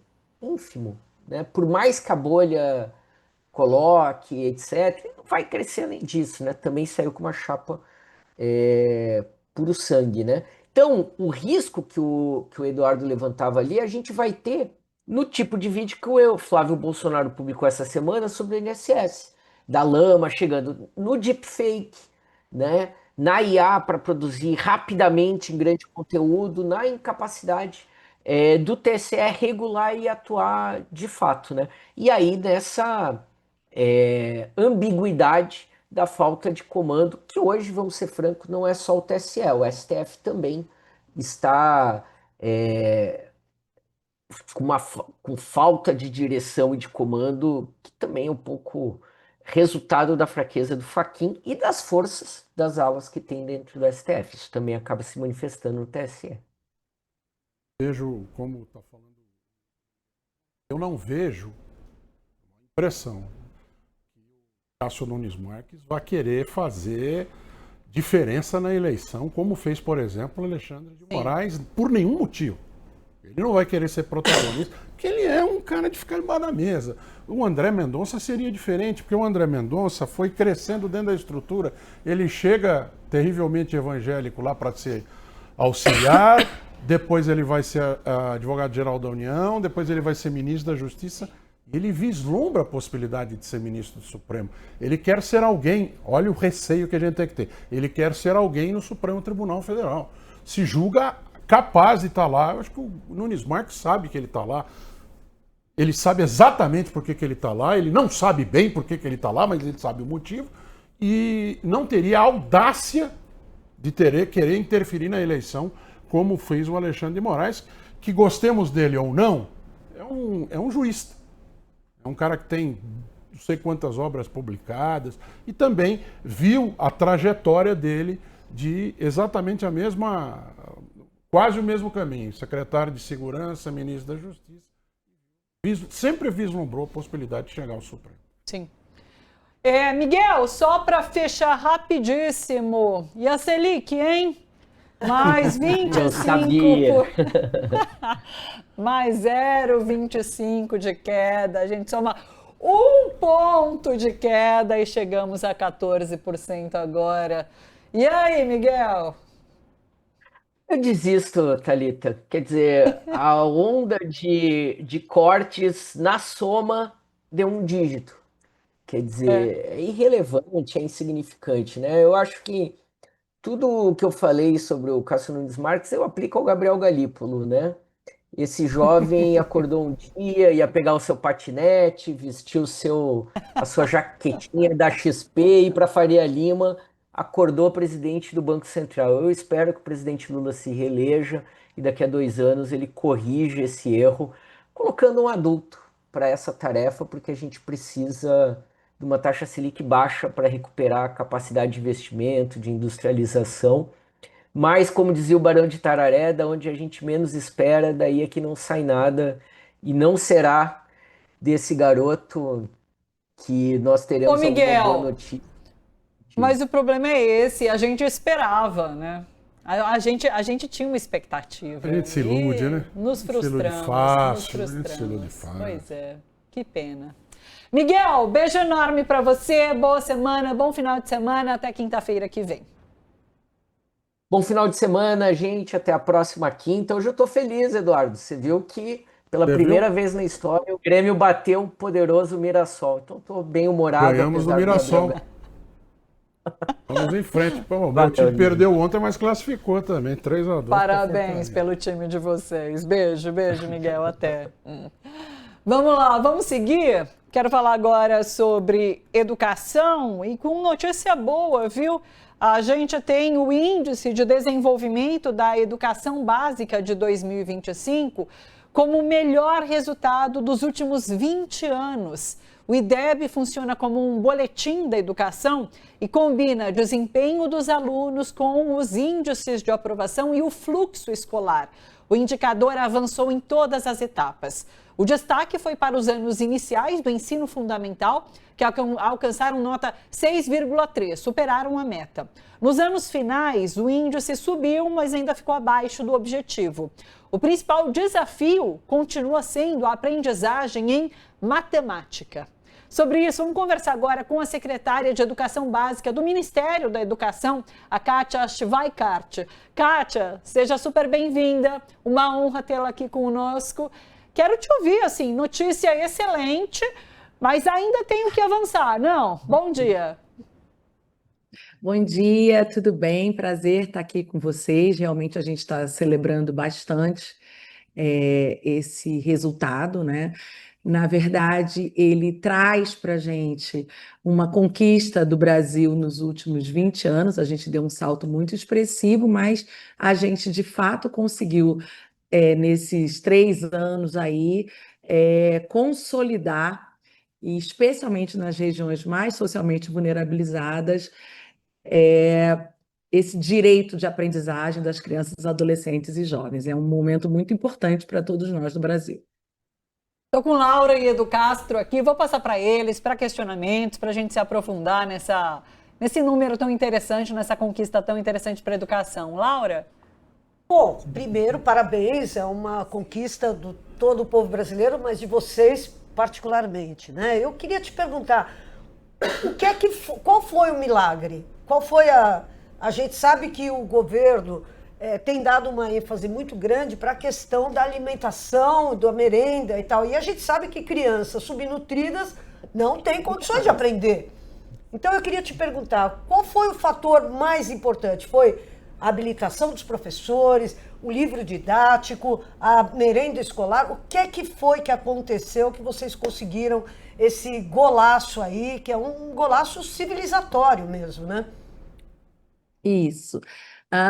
Gente, a pauta que vocês me mandaram, inclusive, era para a gente discutir um pouco sobre distorção e idade série, mas eu tenho o maior prazer de conversar com vocês sobre essas conquistas. Acho que o nosso grande salto, que se reflete, inclusive, na redução da distorção e idade série, é o modo como a gente, desde 2023, passou a tratar a educação básica como... Desculpa. Como numa perspectiva sistêmica. Eu acho que esse é um salto fundamental. Então, a gente conectar todas as etapas e ter uma estratégia para entender que os avanços lá no final do ensino médio, eles começam com a organização do sistema na educação infantil. A gente garantir também o direito a uma alfabetização, a um olhar dedicado para o Fundo 2 e para o direito das juventudes. Acho que o pulo do gato foi esse. Um segundo aspecto que nós tratamos com muita ênfase desde que nós chegamos aqui foi o fortalecimento do regime de colaboração. Então, a educação básica no Brasil, acho que quase todo mundo sabe, ela é de responsabilidade constitucional de estados e municípios, né? Especialmente a educação infantil e os anos iniciais está ao encargo dos municípios. O Fundamental 2 é compartilhado no Brasil, acho que ontem todo mundo viu no anúncio do IDEB que 40% do Fundo 2 é coordenado no Brasil pelos estados, e o ensino médio está sob a responsabilidade dos estados. Onde é que a União entra? Ela entra com seu papel de articulador, de fomentador, de indutor. A gente faz a costura entre todas essas etapas, faz o financiamento. Esse papel suplementar e de maestro de toda essa orquestra, e que a gente assumiu com força desde 2023, de fato consolida a potência da educação básica. Uma outra questão é que nós optamos pelos mais socialmente vulnerabilizados. Nós optamos em não deixar ninguém para trás. E toda vez que a gente faz isso, seja na direção da formação continuada dos professores, na priorização curricular, no fomento a apoio a uma infraestrutura, olhando para aquelas escolas que, de fato, vão garantir direito para quem mais precisa, tudo isso traz para a gente esses resultados que a gente está vendo aqui agora. Perfeito. A Kátia citou, né, essa questão do relatório do levantamento do Unicef. Deixa eu trazer para a gente comentar também, então, agora, Kátia. Esse levantamento mostra que o Brasil reduziu o atraso escolar na rede pública em todas as regiões do país. Os dados do INEP apontam que a chamada distorção idade-série caiu de 18,7% em 2019 para 11,3% em 2025 no ensino fundamental. No ensino médio, esse índice recuou de 28,9% para 17,6%. Essa melhora foi registrada em todos os estados, com destaque para as regiões Norte e Nordeste.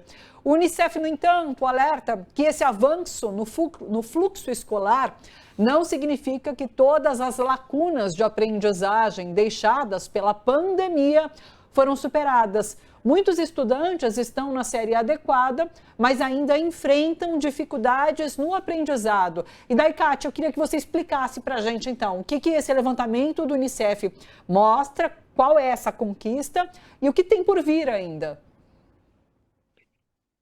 Olha, obrigada. Eu acho que essa é uma questão que interessa a todo mundo para a gente entender melhor os rumos que a educação básica brasileira estão tomando, né? Ele mostra, primeiro, que a educação básica está avançando na direção certa. Isso, para a gente, é um motivo de muita celebração. Segundo, que a redução da distorção idade-série ela é um indicador muito importante, porque ela significa que mais estudantes estão conseguindo seguir sua trajetória escolar no tempo adequado, com menos reprovação e menos abandono. A gente tem que parar de achar que reprovar os estudantes é sinônimo de uma educação boa, forte, como se pensava antigamente. É o contrário. Quanto mais reprovação a gente tiver, mais a gente está expulsando os estudantes da escola. Isso já é comprovado pela literatura, tanto no Brasil quanto internacionalmente, né? Eu acho que isso é muito importante da gente ter como presença. E, de fato, os números são bastante expressivos. E o que mais nos anima, que quando a gente diz que quem mais avançou, quem mais reduziu a distorção idade-série, primeiro o Nordeste, né, que reduziu mais de 10 pontos, quase 11 pontos, e o Norte, quase 9 pontos, a gente está olhando e está chegando nos estudantes mais socialmente vulnerabilizados. Isso vai ter um impacto enorme na economia do Brasil, no modo como a gente quer ser, o que a gente quer ser e espera ser como Brasil, como país, né? Um segundo dado é que os próprios resultados do IDEB 2025 estão reforçando esse quadro. Em 2005, gente, 93,7% dos municípios tinham o IDEB abaixo de 5. Se pensar que o IDEB vai de 0 a 10, quase 100%, a maior parte do país não estava chegando sequer perto da média 5, né? Hoje, o que a gente tem? 7,4% apenas dos municípios que ainda estão exigindo da gente uma atenção especial, considerando aí redes municipais e as redes estaduais, né? Em 2023, ainda a gente tinha 1.059 municípios ali nessa condição, com menos de 4,9 aí no IDEB. Agora esse número caiu para apenas 442 municípios. E mesmo nesse número de 442 municípios, ainda com menos de 4,9 no IDEB nos anos iniciais, 70% deles também avançou. Se não chegaram na média ali proposta para o IDEB, isso se deve ao fato de que eles estavam muito abaixo. Lá no início da série histórica, estavam com menos de 3,5. Então, todo mundo vem avançando. Quase 8 em cada 10 municípios brasileiros avançaram nos anos iniciais. Especialmente, a gente está olhando muito e celebrando muito que esse avanço está na região norte do Brasil. E cada 3 em 4 avançaram nos anos finais. No ensino médio, que ainda é um desafio enorme para a gente está muito atento a isso desde 2023, 76,1% dos municípios avançaram. Por isso, eu avalio que esse resultado, assim, ele é muito, muito positivo, mostra para a gente uma trajetória muito consistente e que isso não é um dado apenas isolado. Tão bom, né? A gente traz aqui esse cenário difícil, eleitoral e tal, mas ter essa possibilidade de falar sobre uma área tão importante quanto a educação e com dados que provam que o Brasil tem evoluído tanto, puxa, que perspectiva de futuro interessante. Edu, por favor. Kátia, de 2019 para cá, a gente passou por 2 desastres enormes que atrapalharam muito o desenvolvimento do país e da educação. O primeiro foi a pandemia e o segundo foi um governo de extrema-direita. Então eu queria saber de você, nesses 3 anos e meio, o que é tentar tapar o buraco e o que é conseguir subir. De todo esse trabalho, já deu para voltar no plano anterior? Já deu para subir desse patamar? Tivemos mais dificuldade do que era esperado? O que é que dá para falar sobre isso? Bom, eu acho que a gente organizou bastante o Ministério, né? Isso para a gente é algo bastante relevante. E como eu disse, a gente atuou num conjunto muito, primeiro sistêmico e num conjunto muito amplo de programas. A gente atuou fortemente na educação infantil, onde a gente voltou a investir na criação de novas matrículas na educação infantil com recurso financeiro por meio do EI Manutenção. A gente conseguiu estabelecer o compromisso nacional pela qualidade e equidade da educação infantil, fomentamos escola em tempo integral, mais de 1.800.000 novas matrículas, mas não só isso, a gente criou uma rede de articuladores para apoiar a criação dessas matrículas com intencionalidade. A gente sabe que educação em tempo integral não é sinônimo de educação integral, e esse trabalho cuidadoso entre a concepção e a materialização da expansão da jornada com intencionalidade, com currículo adequado, conexão com as comunidades e os territórios, formação de professores, foi algo com o qual a gente esteve muito envolvido. A gente criou o Compromisso Nacional Criança Alfabetizada para a gente fortalecer a alfabetização das crianças na idade adequada, conforme estava previsto na nossa Base Nacional Comum Curricular. E por ser, sobretudo, um direito das nossas crianças, a alfabetização na idade adequada vai ser um importantíssimo indicador para garantir a trajetória dessas crianças, desses estudantes, com muito mais eficiência ao longo da sua vida, quer dizer, como um direito dessas crianças, quando essa criança não é alfabetizada, ter competências e habilidades mínimas ali, pavimentadas ao final do 2º ano do fundamental, em torno de 7, 8 anos de idade, você tem grande chance dessa criança vir a se tornar distorcida na idade ano e um forte candidato a abandonar e evadir da escola. Mas junto com esse compromisso da alfabetização, o que nós fizemos e que pouca gente sabe? A gente trouxe para dentro do compromisso a educação infantil, não na perspectiva de que a gente deva começar a alfabetizar as crianças aos 4 anos, muito pelo contrário, no sentido de formar os professores para trabalhar a educação infantil com mais intencionalidade e poder, a partir disso, preparar melhor essa criança, garantindo a ela direito de brincar, direito de ter as interações adequadas, garantir a segurança, a alimentação, para que ela, ao chegar no 1º ano, esteja em condições de participar dos processos de alfabetização com mais preparo, com mais maturidade, com condições cognitivas adequadas e acompanhadas. Isso para a gente foi muito importante. Então, a gente trouxe para dentro do compromisso estratégias para a formação dos professores de educação infantil, um grande programa que a gente fez por meio de uma aliança com mais de 30 universidades federais do Brasil, o programa de leitura e escrita na educação infantil, e a gente sabe que a alfabetização é um processo. Ela não é apenas ali, terminou o segundo ano, tirou 7,43 no índice criança alfabetizada e está resolvido. Não, a gente sabe que a gente precisa consolidar essa alfabetização e o nosso compromisso tem estratégias de formação e materiais e de avaliação terceiros, quartos e quintos anos. Então, Compromisso Nacional Criança Alfabetizada. Junto com isso, também a gente fez um grande programa chamado Escola das Adolescências, para acompanhar, e a gente viu no IDEB ontem, no resultado, a gente avançou muito, mas a gente ainda não chegou no que estava previsto, na meta do IDEB para o Fundo 2, e a gente já tinha se antecipado quando a gente lança a Escola das Adolescências.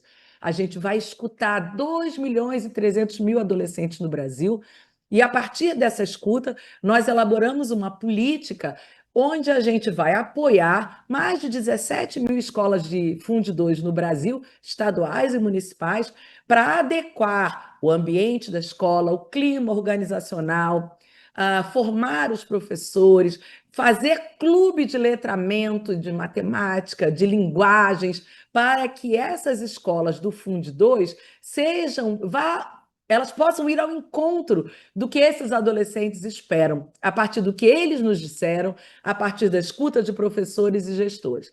Junto com isso, também a gente já tinha lançado o compromisso Toda a Matemática, porque a gente também já previa que a matemática ainda é um grande gargalo, especialmente no Fundo 2 e no ensino médio.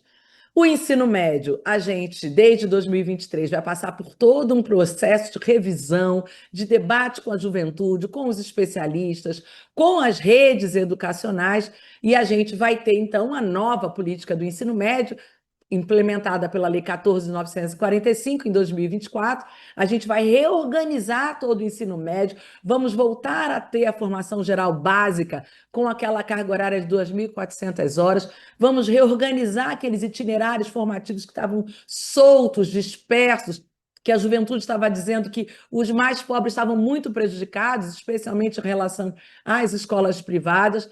E a gente vai instituir o programa de incentivo e permanência para os estudantes do ensino médio, popularmente conhecido como Pé de Meia, mas que, na verdade, muito mais do que incentivo financeiro, é um programa para apoiar, para trazer a juventude para o ensino médio, que é um direito, para apoiar a trajetória dele e a permanência, apoiá-lo a ser aprovado, e isso significa que ele tenha que ter o acompanhamento para todos os seus processos de aprendizagem e um incentivo para que essa juventude faça o Enem.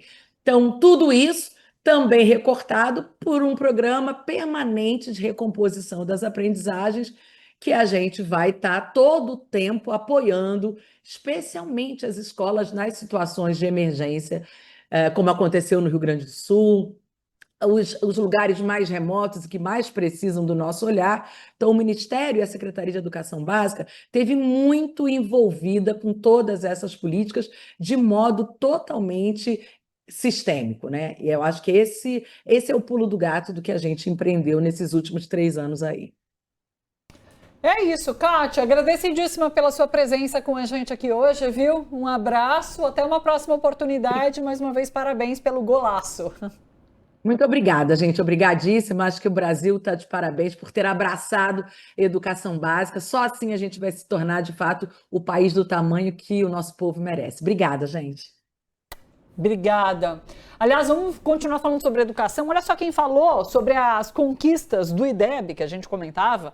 Quem falou agora há pouco foi o presidente Lula.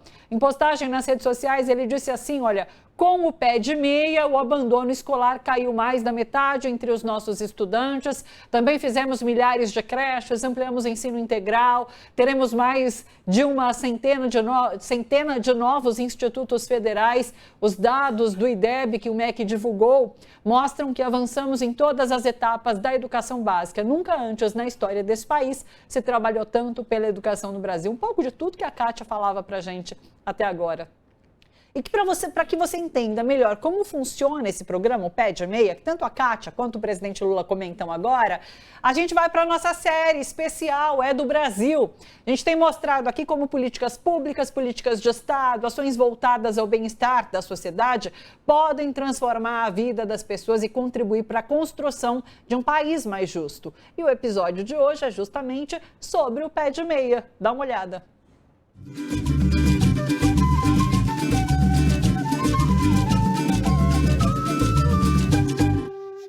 Dados do Censo Escolar 2025 divulgados pelo INEP mostram melhora na taxa de abandono no início do ensino médio. A queda no abandono foi de 34% em relação a 2023, ano anterior ao início do Pé de Meia, um programa de bolsas para estudantes do ensino médio com o objetivo de mantê-los na escola. A evasão escolar é historicamente um dos principais desafios da educação no Brasil.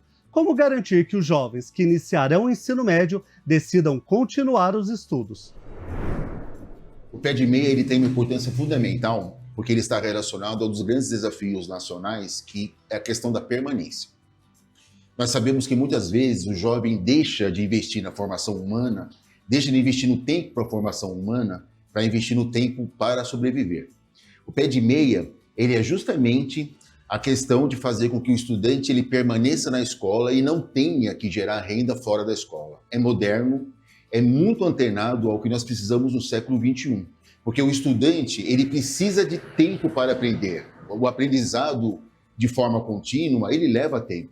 Leva tempo não só para aprender os conteúdos, mas ele leva tempo para amadurecer, para ter formação crítica, para ele poder se aprimorar e entender o mundo do trabalho, para que ele faça uma jornada e uma trajetória de vida.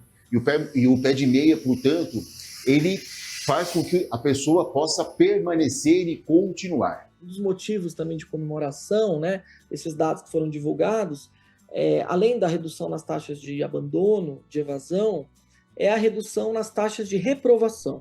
Quais são os valores que os alunos recebem do programa Pé de Meia? Na matrícula, R$ 200. Incentivo anual de R$ 1.800, pago em parcelas. No final do ano letivo, mais R$ 1.000 após comprovar 80% de frequência escolar, somando R$ 3.000 ao ano. Ainda existe um incentivo em parcela única de R$ 200 para o aluno que participar do Enem. Ao final da conclusão do ensino médio, o aluno terá recebido R$ 9.200. Os estudantes, quando eles podem, eles querem estudar. E, nesse sentido, o Pé de Meia, ele é não só um incentivo, mas é uma forma do estudante querer permanecer, porque permanecer na escola é a única forma dele pensar em si, numa formação que ele vai levar para a vida inteira e para o seu futuro.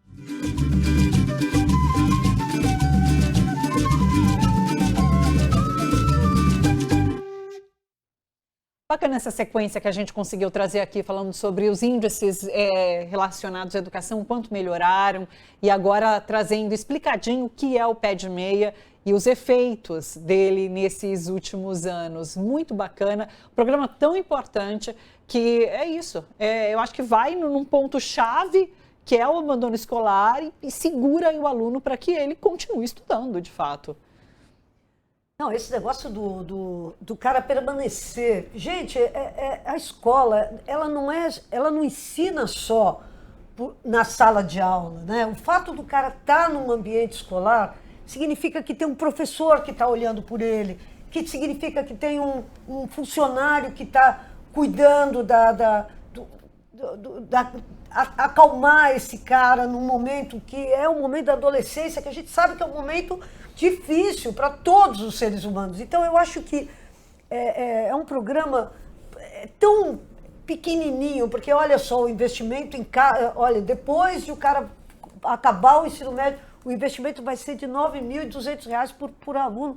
É muito pouquinho, mas que faz uma diferença enorme. Olha só o nível de evasão que caiu mais de 11%, acho que é essa conta. Então, é incrível, né, como o governo está atacando pontos que são... É aquilo, a merenda é um ponto central. Uma criança desnutrida não aprende. Um cara que abandona a escola, para voltar depois é muito mais difícil.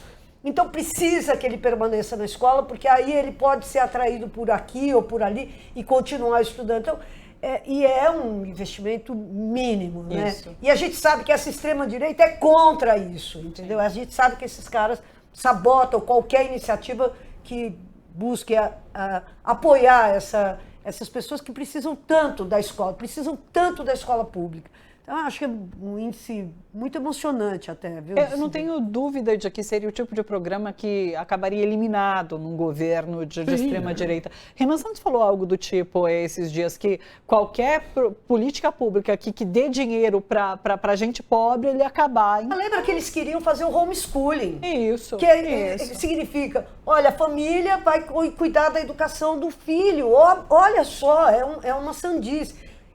E no modelo cívico-militar e não sei o que o governo do presidente Lula está fazendo? Está falando, olha, gente, vamos ouvir a comunidade e vamos atender os caras nos pontos que são nodais. Esse é um ponto importante. Um aluno que sai da escola, abandona a escola, dificilmente voltará. Então, a gente vai ter a perpetuação da miséria. Enquanto que aí você oferece um horizonte para o cara, né? O cara entra no ensino fundamental, vai para o ensino médio, recebe esse incentivo, depois recebe o incentivo para entrar, prestar o Enem. Sim. Aí ele, enfim, tem um processo, né, de acesso à educação e à cultura. Acho muito importante. E ainda é pouco, hein? Vamos falar agora sobre cenário internacional? Vamos lá, olha só, Donald Trump confrontou o secretário de Defesa, Pete Hegseth, por causa da grave redução dos estoques de mísseis dos Estados Unidos. A informação é do Washington Post. Segundo a reportagem, Trump cobrou explicações sobre por que teria sido enganado e disse que acreditava que o problema já estava resolvido. A falta de mísseis guiados e de interceptores de defesa aérea estaria limitando novos ataques contra o Irã. A Casa Branca e o Pentágono negaram o relato. Pela rede social Truth, Trump ameaçou de prisão os responsáveis por vazamentos de declarações traiçoeiras em relação à falta de mísseis dos Estados Unidos. Diz ele, os Estados Unidos possuem quantidades enormes de munições, especialmente de certos tipos. Além disso, grandes quantidades estão sendo fabricadas e enviadas para os Estados Unidos conforme a necessidade. Empresas de defesa estão construindo o maior número de fábricas e instalações da história do nosso país. Os responsáveis por esses vazamentos de declarações traiçoeiras estão sendo caçados. Serão solicitadas longas penas de prisão. Vamos falar sobre esse cenário internacional com Breno Altman. Breno, jornalista, fundador do Opera Mundi, sempre com a gente aqui às quintas. Tudo bom, Breno? Como você está? Tudo bem, Thalita? Tudo bem? Quem nos acompanha? Desespero, essa sinalização de Donald Trump, acabaram os mísseis, tem mísseis, qual é a situação? É uma mistura de blefador de mesa de truco com desinformação, né? É a cara de como funciona o governo Donald Trump, é um festival de improvisos com base numa lógica puramente propagandística, né? Só que, às vezes, essa lógica propagandística tem que acertar contas com a realidade. A realidade é essa, não tem mísseis para as ameaças que Trump seguidamente faz ao Irã. O estoque de armas não é suficiente. E isso é um empecilho intransponível. Você não pode atacar o Irã com panelas, garfos e facas. Você precisa de mísseis. Ou o ataque tem que ser detido. Né? É uma situação curiosa, porque há poucas horas atrás, há poucos dias atrás, Donald Trump prometia atacar o Irã com uma força jamais vista desde a Segunda Guerra Mundial. Só que o pessoal que cuida do arsenal disse, presidente, não tem bala para isso. Não tem café no bule para isso. O senhor vai ter que recuar. E é engraçadíssimo, né? Porque é meio patético, é meio República das Bananas. Né? É para a gente poder rir nessa quinta-feira. Exato. Eu vi uma entrevista de um porta-voz do Irã em que ele é questionado por um repórter se são reais as afirmativas de Donald Trump que está ganhando essa guerra. E ele começa a rir. E daí ele diz, não, os Estados Unidos tinham 18 bases aqui na região e hoje em dia tem quase nenhuma. As que tem foram realmente bombardeadas, os soldados fugiram. Então, assim, não. É isso, ser confrontado com os fatos, de fato, realmente. Vou passar para a Laura e para o Edu para a gente falar um pouquinho mais sobre essa situação também. Laura, Edu? Breno, esse Pete Hegseth é um cara que se orgulha de ter tatuagens, de cruzadas, de frases assim sobre a supremacia branca, frases sobre a supremacia religiosa do Ocidente e tal. Eu queria te perguntar, como é que você explica esse atrito agora entre esses dois personagens? O Trump, que é um cara, o homem do caos, né? Quer dizer, ele opera no registro do caos. E esse Pete Hegseth, que é o cara, o cruzado do governo. Isso é um atrito mesmo? Isso aí pode se desdobrar em outras áreas de crise? Ou você acha que isso aí é só um bate-boca entre cúmplices? Olha, Donald Trump, ele sempre trata de jogar a responsabilidade pelos seus erros e por suas barbaridades em alguma pessoa, em alguma outra pessoa. Ele tenta retirar das mãos dele essa responsabilidade. Ele vai distribuindo culpas, ora para um, ora para outro. Agora tocou ao Pete Hegseth responder por esse BO, não é? Pete Hegseth foi responsabilizado pelos Estados Unidos não terem armas para atacar o Irã, né? Até eu vi essa noite, era uma brincadeira, não era uma voz oficial do Irã, mas um vídeo muito bem gravado de um iraniano dizendo que os Estados Unidos não têm mísseis para atacar o Irã, mas se for necessário, o Irã tem mísseis para atacar os Estados Unidos. Ou que o Irã podia também emprestar, alugar mísseis para os Estados Unidos se eles estivessem precisando, poderiam fazer um bom negócio e por um bom preço. Aí já virou piada. Claro, nós não podemos subestimar, em termos analíticos, a força dos Estados Unidos, sua capacidade de recompor força militar, sua capacidade até de resolver esse problema, ao menos parcialmente, de estoque de armas.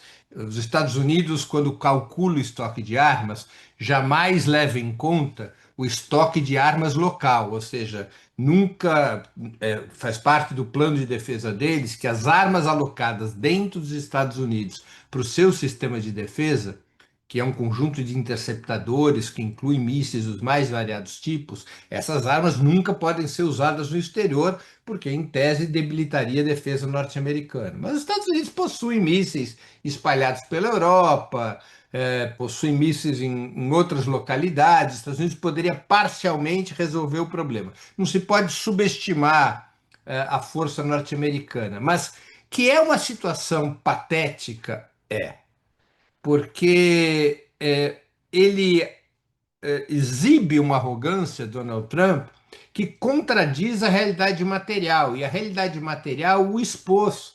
Ele agora briga com Pete Hegseth, já está brigando com a imprensa norte-americana, dizendo que vai prender quem noticia esses fatos, né? Ele vai virando um siri na lata, né? Esbravejando para todos os lados, porque ele quer que a culpa não cole em sua biografia e na sua imagem, né?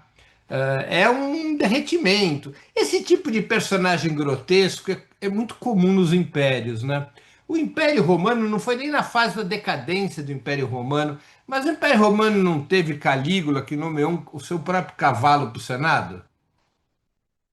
Então essas figuras exóticas, especialmente nas fases decadentes dos impérios, essas figuras exóticas aparecem, né? Se a gente olhar para esses indivíduos, Donald Trump, Pete Hegseth, e se sairmos dos Estados Unidos, esses personagens da extrema-direita associados aos Estados Unidos, são figuras para piadas e romances, né? São figuras exóticas, assim. E Donald Trump é isso, né? Esse é seu estilo. Esse é seu estilo.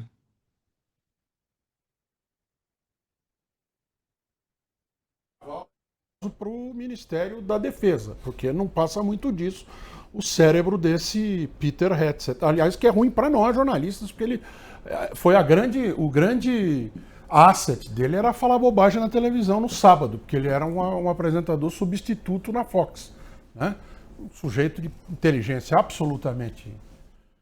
Não dá nem para falar mediana, porque é muito menor do que isso, e não passa muito de um cavalo. Agora, Breno, qual que você acha que é o efeito na propaganda dos Estados Unidos feita ao longo de tantos anos, né, tantos filmes em Hollywood, tantas batalhas que eles entram com muita fome para ganhar logo, para acabar a batalha rápido, nessa construção da imagem da hegemonia americana militar? Porque acaba tendo um efeito também. Você vendo esse noticiário atual e o que a gente tem até agora de vai ajudar a Ucrânia e vai acabar com a guerra, a OTAN vai acabar com a guerra, não acaba. Vai entrar na história do Irã, depois de 12 dias está tudo destruído, não estava. Agora vão ser mais 48 horas e a gente acaba com o Irã, não acaba. Como é que você acha que fica para a imagem, principalmente para fora dos Estados Unidos?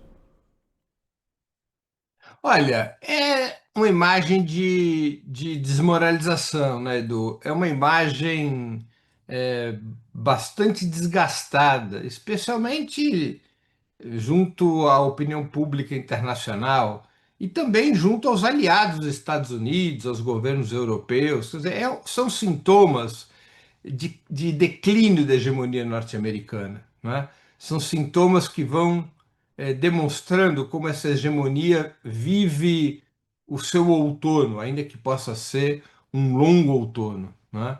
E também demonstra, por outro lado, e eu gosto de destacar esse outro aspecto, como é possível enfrentar os Estados Unidos e vencer. O Irã nos dá essa lição, porque o senso comum, especialmente na América Latina, com raríssimas exceções, é de que os Estados Unidos não podem ser vencidos, de que a única maneira de lidar com a pressão norte-americana é aquela sugerida pelo nosso ministro da Defesa, José Múcio, é abrindo as portas. Não é? O Irã demonstra, na prática, como é possível derrotar os Estados Unidos, até mesmo no campo de batalha. Os Estados Unidos podem muito, mas não podem tudo. E que para você poder enfrentar os Estados Unidos, a primeira coisa que você precisa, antes dos mísseis, é vontade política. Ou seja, vontade política de não se dobrar. Na hora que você tem essa vontade, você constrói mísseis. Os mísseis só vão ser construídos se você tiver uma férrea vontade política de enfrentar o hegemon, de enfrentar os Estados Unidos como potência hegemônica. O Irã, veja que ironia, né? O Irã, uma república islâmica, ele dá lição à esquerda mundial. Né? Dá uma lição à esquerda mundial. Eu sempre li nos livros, Laurinha e eu somos contemporâneos, eu sempre li nos livros que eram os marxistas, os socialistas, os comunistas a vanguarda da história. De repente, olha que não, é a República Islâmica que assume esse papel e a gente tem que aprender, a gente sempre deve aprender com a história, né? E os caras peitaram, ninguém botava muita fé no início, eu vi muita gente de esquerda dizendo que o Irã ia quebrar. Sim. E aí nós temos os Estados Unidos num papel desmoralizado, né? Eu estou achando divertido. Não, e Breno, não é só que está derrotando os Estados Unidos, está derrotando os Estados Unidos com uma retórica de fazer inveja para um monte de comunista. Falando Venezuela. É imperialismo, nós vamos derrotar o imperialismo, nós vamos acabar com esse sistema socialmente injusto.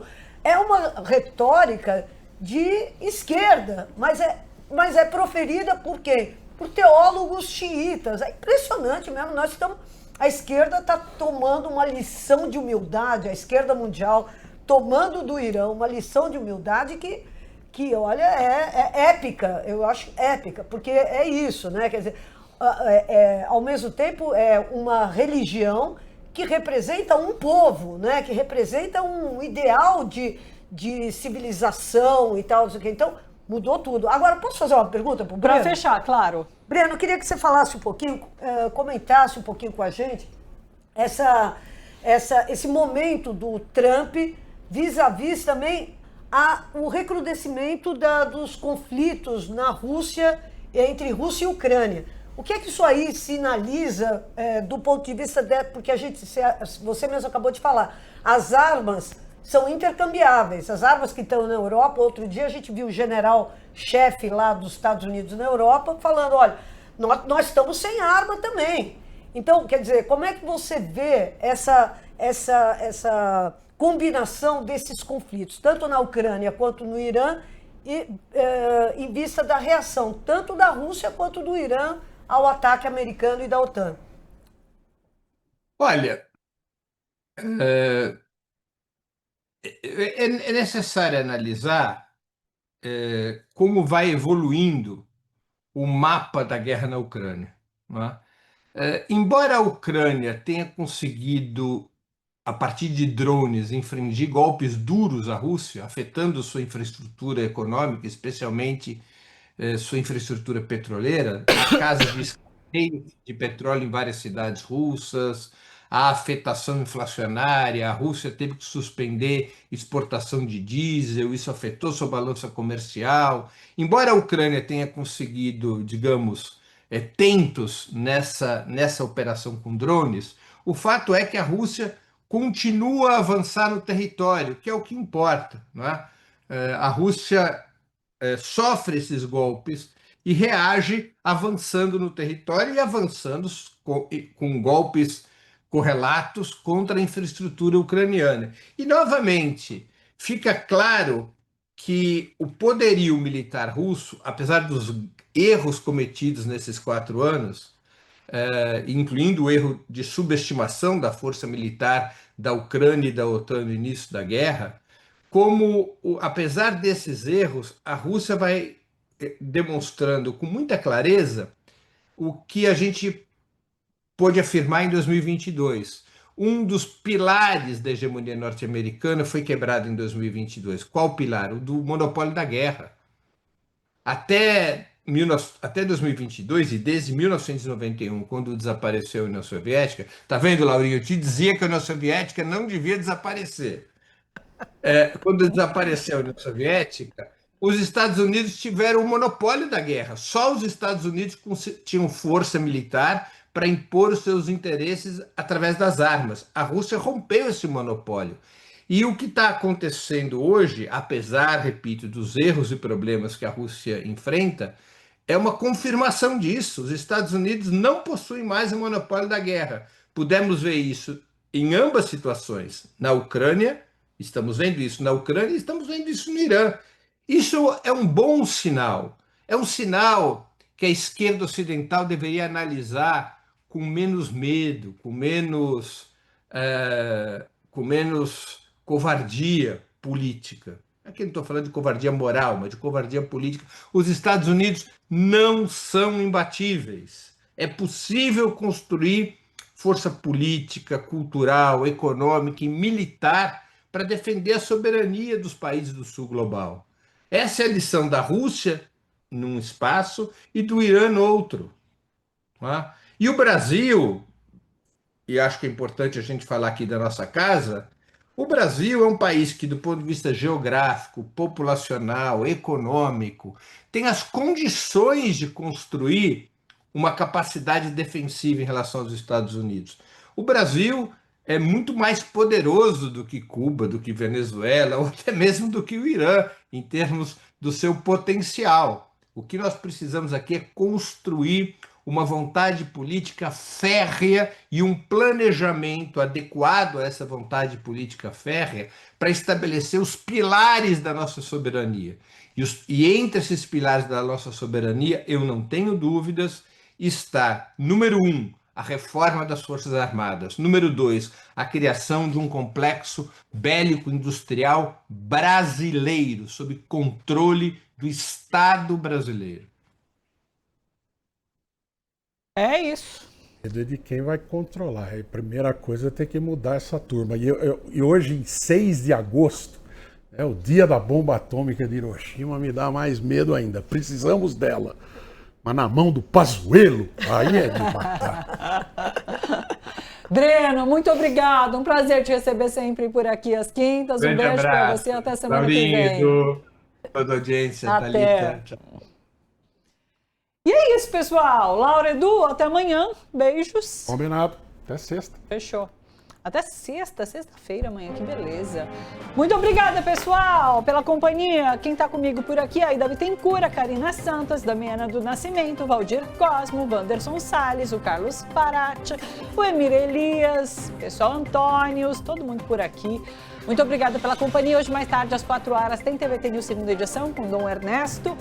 Mais notícias, mais análise, mais informação. Te convido a acompanhar. E nós voltamos por aqui amanhã, sexta-feira, às 10h30. Te espero também, tá certo? Beijo e até lá. Tchau, tchau.